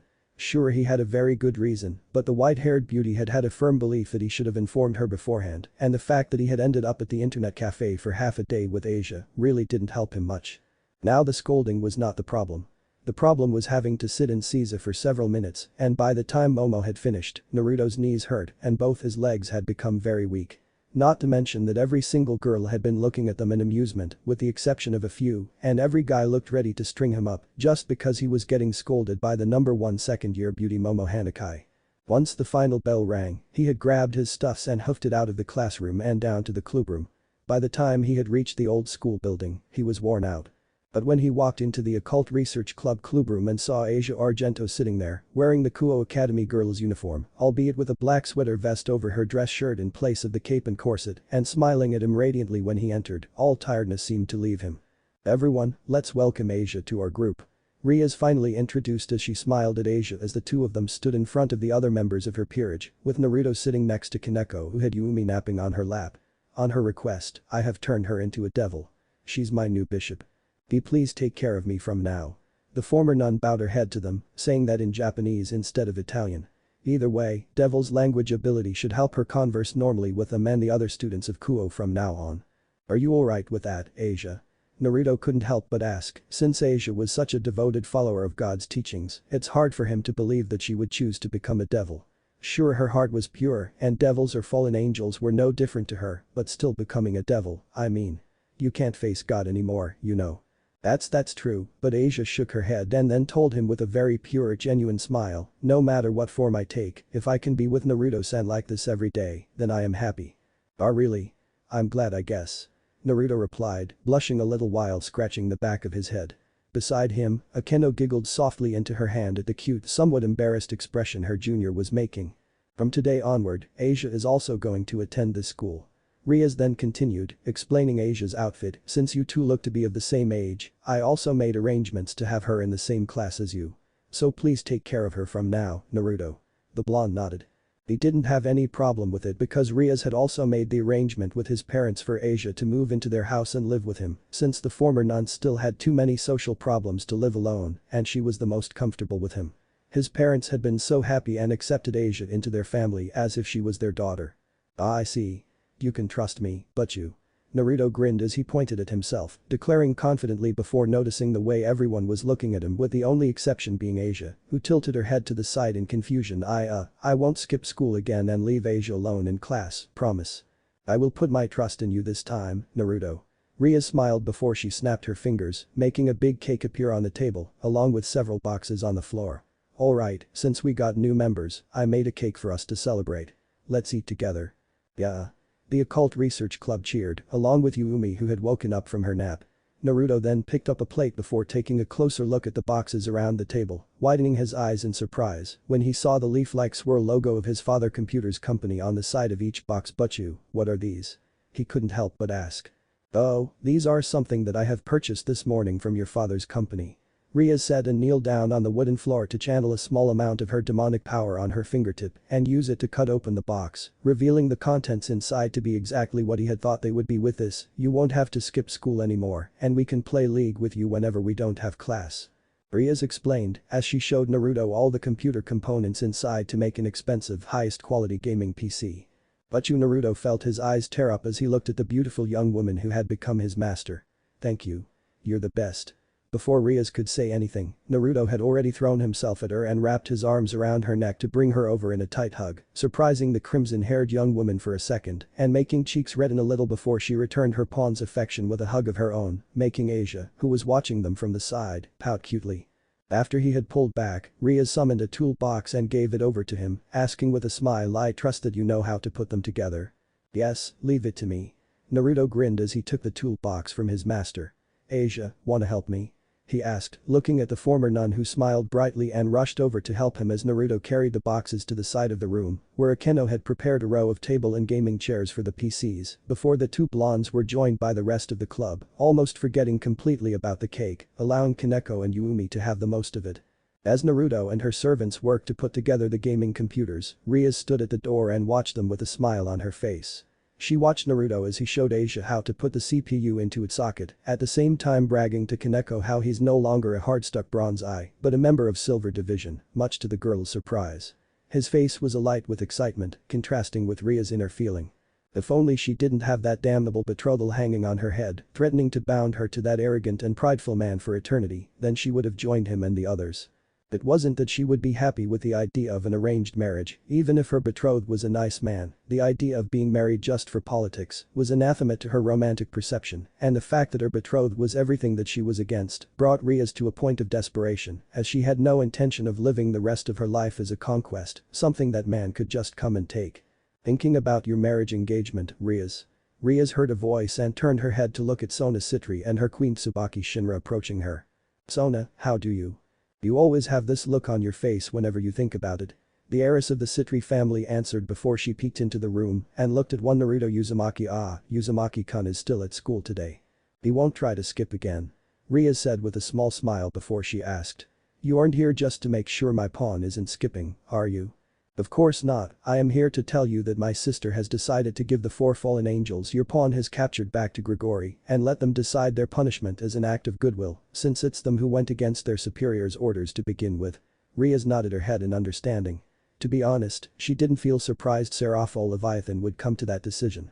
Still, can't quite believe that Uzumaki-kun is the one who defeated and captured them. He's amazing. Rias replied with a smile as she looked at Naruto. Even more so than Issei Haidu-kun. I don't know, but I don't regret making him my servant. Rias shook her head and answered. Momo told me his demonic power alone has already exceeded your queen, Rias. Sona suddenly pointed out, but Rias showed no sign of surprise. It was something she and Akeno had noticed during his training. Even now, while doing no training or fighting, his magical power continues to increase. Yes, and if my calculation is correct, Rias said at the end of this month, Naruto will have even more demonic power than us pure-blooded high-classes devils. Both Sona and Tsubaki couldn't contain their surprise as they turned their heads into the room to look at Naruto, who was being spoon-fed a piece of cake by a blushing Asia while he was installing the RAMs into the available slots of the motherboard with the help of Akeno, who looked like she was having a great time. What is his power even? He took up all of your pawn pieces, didn't he? Why are you suddenly so interested in Naruto, Sona? Rias couldn't help but ask. There was no hostile or ill intent in her tone. She just wanted to know because she could detect concern in Sona's normally calm and collected tone. Don't get me wrong, Rias. Sona shook her head and said as she used a finger to adjust her glasses, you still need to keep your first bishop sealed away because he still can't control his power. I don't want the same thing to happen to another one of your servants and put you at a much bigger disadvantage against Razor Phoenix and his peerage. Rias could only nod her head at that. Sona's logic was sound and she also had every reason to be worried. It was indeed very strange for someone with no supernatural background like Naruto to become that strong in terms of magical power in such a short time, and that was only the tip of a much larger iceberg that was the vast potential of his sacred gear, Rinatera arsenal, and himself. She still remembered the night that she found him dying near Issei Haidu, who she originally wanted to recruit for her peerage. Naruto later revealed to her that he had tried to save Issei Haidu from the fallen angel Rainer, and the crimson-haired devil guiltily admitted that Naruto Uzumaki was the last person she had expected to hear that from. It's just that he had never appeared to care about anything but League of Legend. Nevertheless, Rias had decided to save him. It could be said that she, a member of a race that was commonly known to be driven by their desires, were moved by Naruto's will to continue living, even though his reason had been rather disappointing. Like many, Rias had found herself interested in the handsome foreign-looking transferred student as well as his cool and somewhat laid-back personality, even considering him a possible boyfriend material if she had been free to explore the fun of high school romance and Naruto wasn't a game addict. Rias truly disliked pointless and useless gaming, thus making her lose all interest in him. When she found out that his wound was so serious she could only save him by turning Naruto into a devil so that she could use her own demonic power to heal him overnight, Rias had been left with no choice but to bring out her evil pieces. When she thought about it, Naruto Uzumaki was actually not that bad of a choice for her peerage, considering his better than normal athletic skills and close to genius level intellect, which he used to breathe through school like it was nothing so he could use the most of his time for League, which for some reason he was rather bad at despite having a deep understanding of the game. Rias had believed that if she could turn his strong passion for the game into something else, then without a doubt he would be a great addition to her peerage, even though he had yet to show any type of special power back then. For a human, a pawn piece, or even two would have been sufficed. Rias wouldn't feel surprised if Naruto had taken her two pieces to reincarnate, but she had wanted to make him a knight alongside Kibayudo because it was much easier for someone who had no special supernatural power to be trained to fight in the arts of swordsmanship. It was also because she had wanted to save the pawns for Issei Haidu, as pawn was the only piece that she still had the full set of. She didn't know which sacred gear the infamous pervert was holding, but it was so strong she could feel it even in its sealed state. One pawn would never be enough to turn him into a devil unless it was her brother, a devil king himself, that was resurrecting. However, when the knight piece didn't react to him, Rias could only look at the bleeding young man lying on the ground next to her in surprise. Since a knight piece was worth 3 pawns in terms of reincarnation potential, it had shown her Naruto Uzumaki wasn't just an ordinary human. Rias had tried the rook piece next, which was worth 5 pawns, but once again she couldn't make the evil piece react to him and had been left gasping like a fish on the ground. After that Rias had taken out all of her pawns and tried 6 on them on Naruto, but once again such amount had not been enough to resurrect him, leaving her heart to beat in awe and excitement. Did he have a power that she didn't know about? Had been the question in Ria's mind at the time. She had tried 7 next, but once again there had been no reaction. With a sweaty hand, Rias had placed the final piece on his chest, and that had been when all 8 pawns finally shone with a burning bright with a deep crimson light, brighter than any other piece Rias had seen. Before she let them sink into his chest and finish the ritual of turning him into a reincarnated devil, Riaz could have sworn that the pieces looked somewhat different than before, but they all had disappeared too fast before she could take a closer look at them. After she had used all 8 pawns on Naruto, she had nothing left to reincarnate Issei Haidu into a devil, but she didn't feel regretted or anything, as she took Naruto back to his home via a teleportation circle, carrying the blonde-haired boy to his own bed before she stripped off her own clothes and healed him using her own body and demonic power. Since his power was worth at least 7 to almost 8 pawns on its own, Issei Haidu was worth less than a pawn on his own, so while the sacred gear even in its sealed state had immense potential, it would have taken her tons of works and plenty more trainings for him to get any form of real strength, something that she did not have anymore. His power had turned out to be one of the strangest things she had ever come across.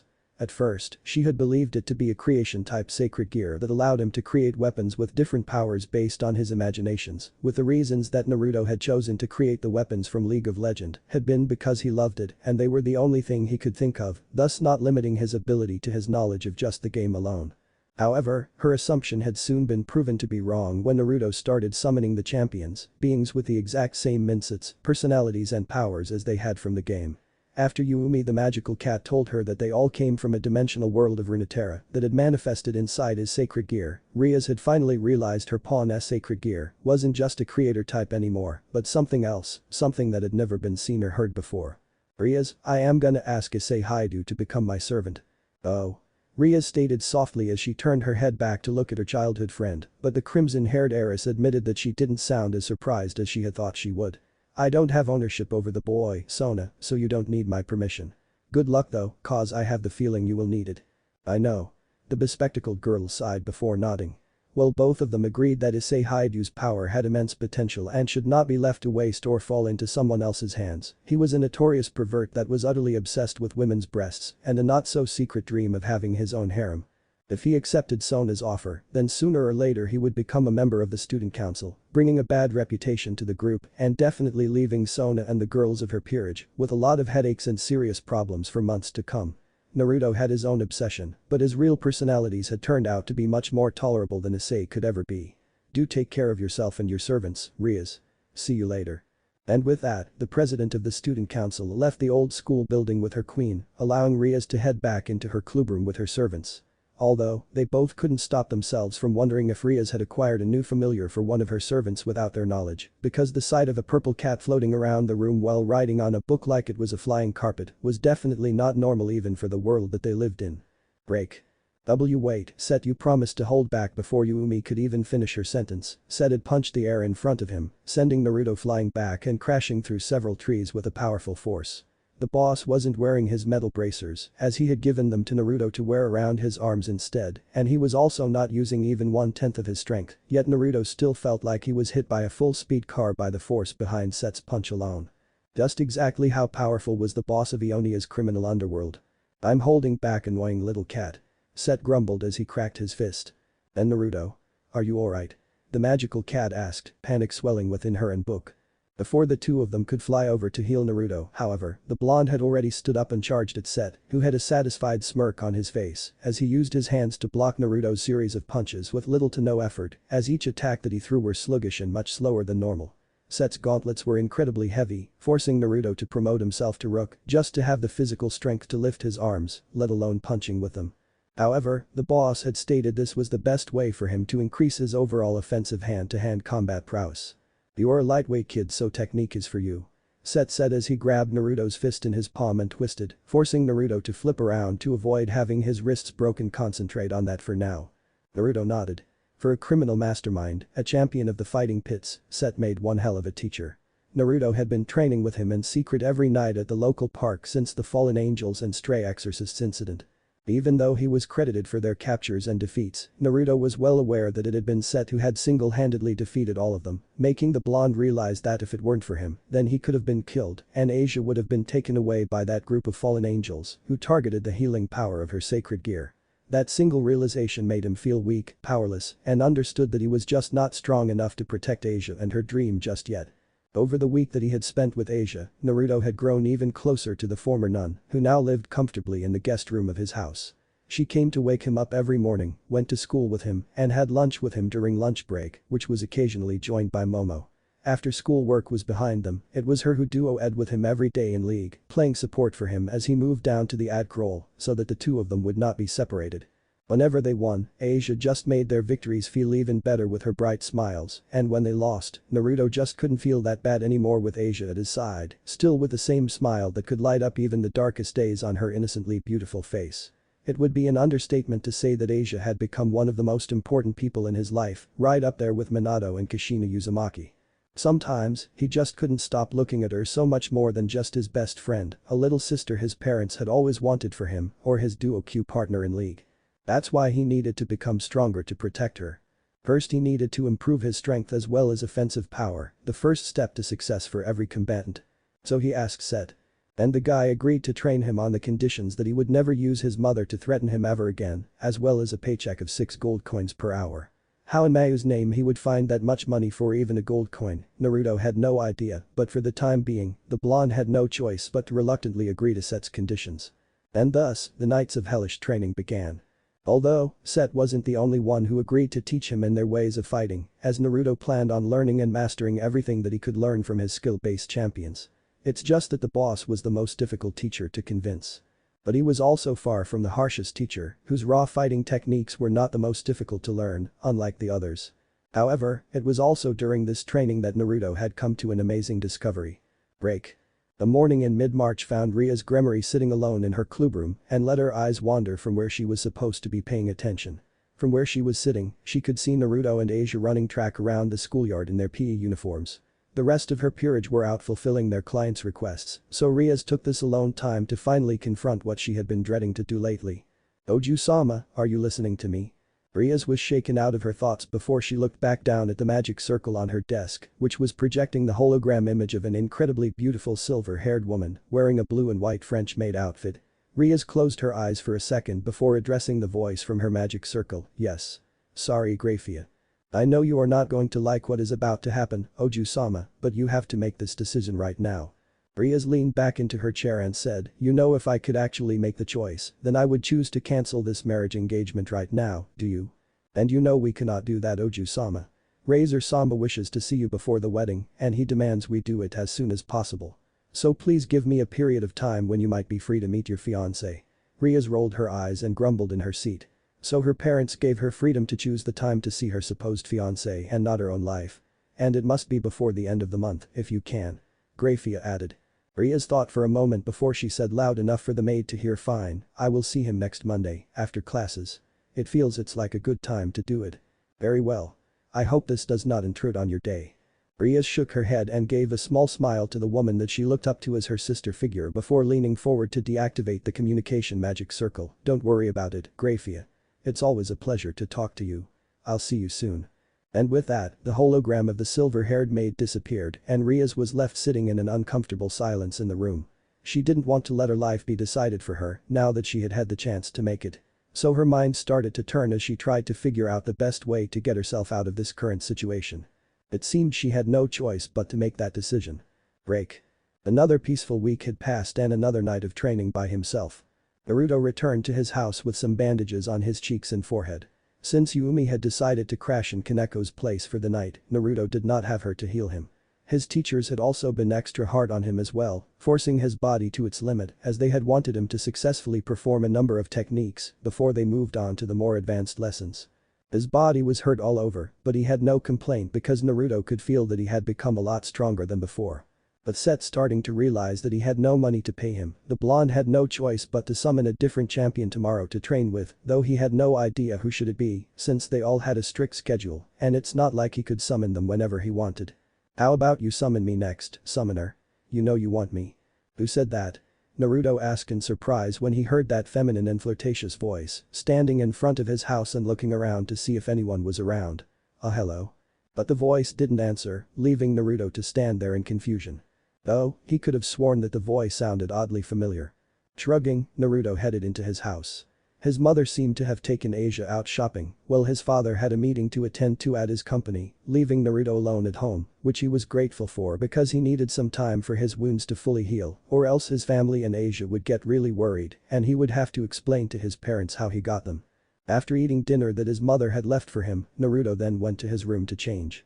and found Riaz arriving before him using the magic circle in his room, an unreadable but somewhat determined expression on her face. "Ah but you, good evening." The blonde greeted her sheepishly. But even Riaz was about to greet her pawn when she suddenly noticed the bandages. "Naruto, what happened to your face?" she asked in concern, walking closer to Naruto to put her hands gently on his cheeks. "Ah, I hurt myself while doing my own training, that's all." Naruto told her honestly, seeing no reason to lie to his master. Riaz then started healing him with a healing spell and her own demonic power. "Better?" Riaz asked as she took her hands back after a moment, smiling at her pawn as he took the bandages off of his forehead. "For sure." Naruto smiled at her as he put his backpack down his table before turning around to look at Riaz. "So is there anything I can help you with, but you?" Riaz approached him as soon as he had asked her that, making Naruto lean back out of instinct because of the sudden closeness of the two of them. Interesting." It was that voice again, but Naruto barely had time to even pay attention to what it said. Because Riaz suddenly told him something that he didn't expect to hear at all. "I need you to have sex with me." But that said, the beautiful crimson-haired girl started to undress herself, taking off her skirt and revealing her black lingerie panties. He almost choked on his tongue as he felt heat go to his face as she unbuttoned her shirt, and once it came off, she threw it to the side, revealing her gorgeous and curvaceous figure. Naruto's eyes bulged out of its sockets, and the blonde found himself lost for words as he was forced to stare at large round breasts, barely being contained behind her bra. "Make love to me, Naruto." But that second request, Riaz finally unhooked her bra and slid it off her bountiful chest, leaving her breasts to bounce with each breath she took before she reached down for Naruto's hand and placed it on her left breasts, feeling his large rough hand press against her and slowly sink into her flesh. "But you, what the hell are you?" "Oh no, boy, you can't say that. I guess it can't be helped, allow me to lend you a hand." "Naughty little devil girl thinks she can make my summoner do what she wants, let's see how she will handle this." The voice slurred, and Naruto suddenly felt his hand moving so casually on Ria's breast, making her moan out in approval. The blonde suddenly felt lightheaded, which reminded him of the time when he used to stay up late all night drinking coffee playing League, but this lightheadedness wasn't unpleasant. For some reason, it felt right. Naruto felt strong, but more importantly, he felt confident. Not that he had never lost confidence in himself, years of being stuck in bronze had given him a skin so thick not even the worst flames could bring him down, but the kind of confidence he was feeling was different. It made him look at Riaz and the world itself around him differently. "Ah, your power also works this way now, this is interesting. Nonetheless, have fun, summoner. Can I have a kiss first, but you?" "Oh sure, whatever you." Since she had gotten this far, asking him to help her with something that he would be very uncomfortable with no less, a kiss should be the least of what she would have to give him as rewards in return. But when their lips met, Riaz found herself widening her eyes in surprise. She had intended to give him a kiss on the cheek first, to give herself enough time to prepare herself to give Naruto her first kiss, as well as her first time, but the blonde had turned his head at the last second and met her lips in a proper kiss. Riaz was surprised by his action and did not give enough resistance when his tongue pushed into her mouth, ravaging hers mercilessly as his hand greedily but skillfully groped at her breast, stimulating her nerves and making her lean forward even closer to him, rubbing her smaller but voluptuous body against his tall and well-defined muscular form. After a moment as he pulled back, not noticing a thin pink mist moving from his mouth over to Riaz, who was left with a feeling of loss, leaving her to moan out in disappointment while looking up at Naruto, whose eyes were now yellow with pupils slit like that of a cat instead of the normal cerulean blue. "Naruto," Riaz uttered as she looked up at his handsome, smugly smiling face, suddenly finding him so irresistible. Her neutral but somewhat determined expression from before had been swapped to that of passion and arousal, which clouded the rational thought in her mind and stopped her from seeing that her pawn was completely out of character. "Such a good little master you are, Riaz Gremory-chan." Naruto smiled as he traced his thumb over her bottom lip, making her moan out softly before leaning her cheek against his palm, like a submissive pet rubbing herself against her master as on her lower abdomen, near her crotch, a pink heart symbol appeared, glowing faintly in the dark room. "Allow me to return your affection, Riaz." End of chapter 6. What if Naruto finds his lover in high school? DxD end here, and thanks for watching my video till the end.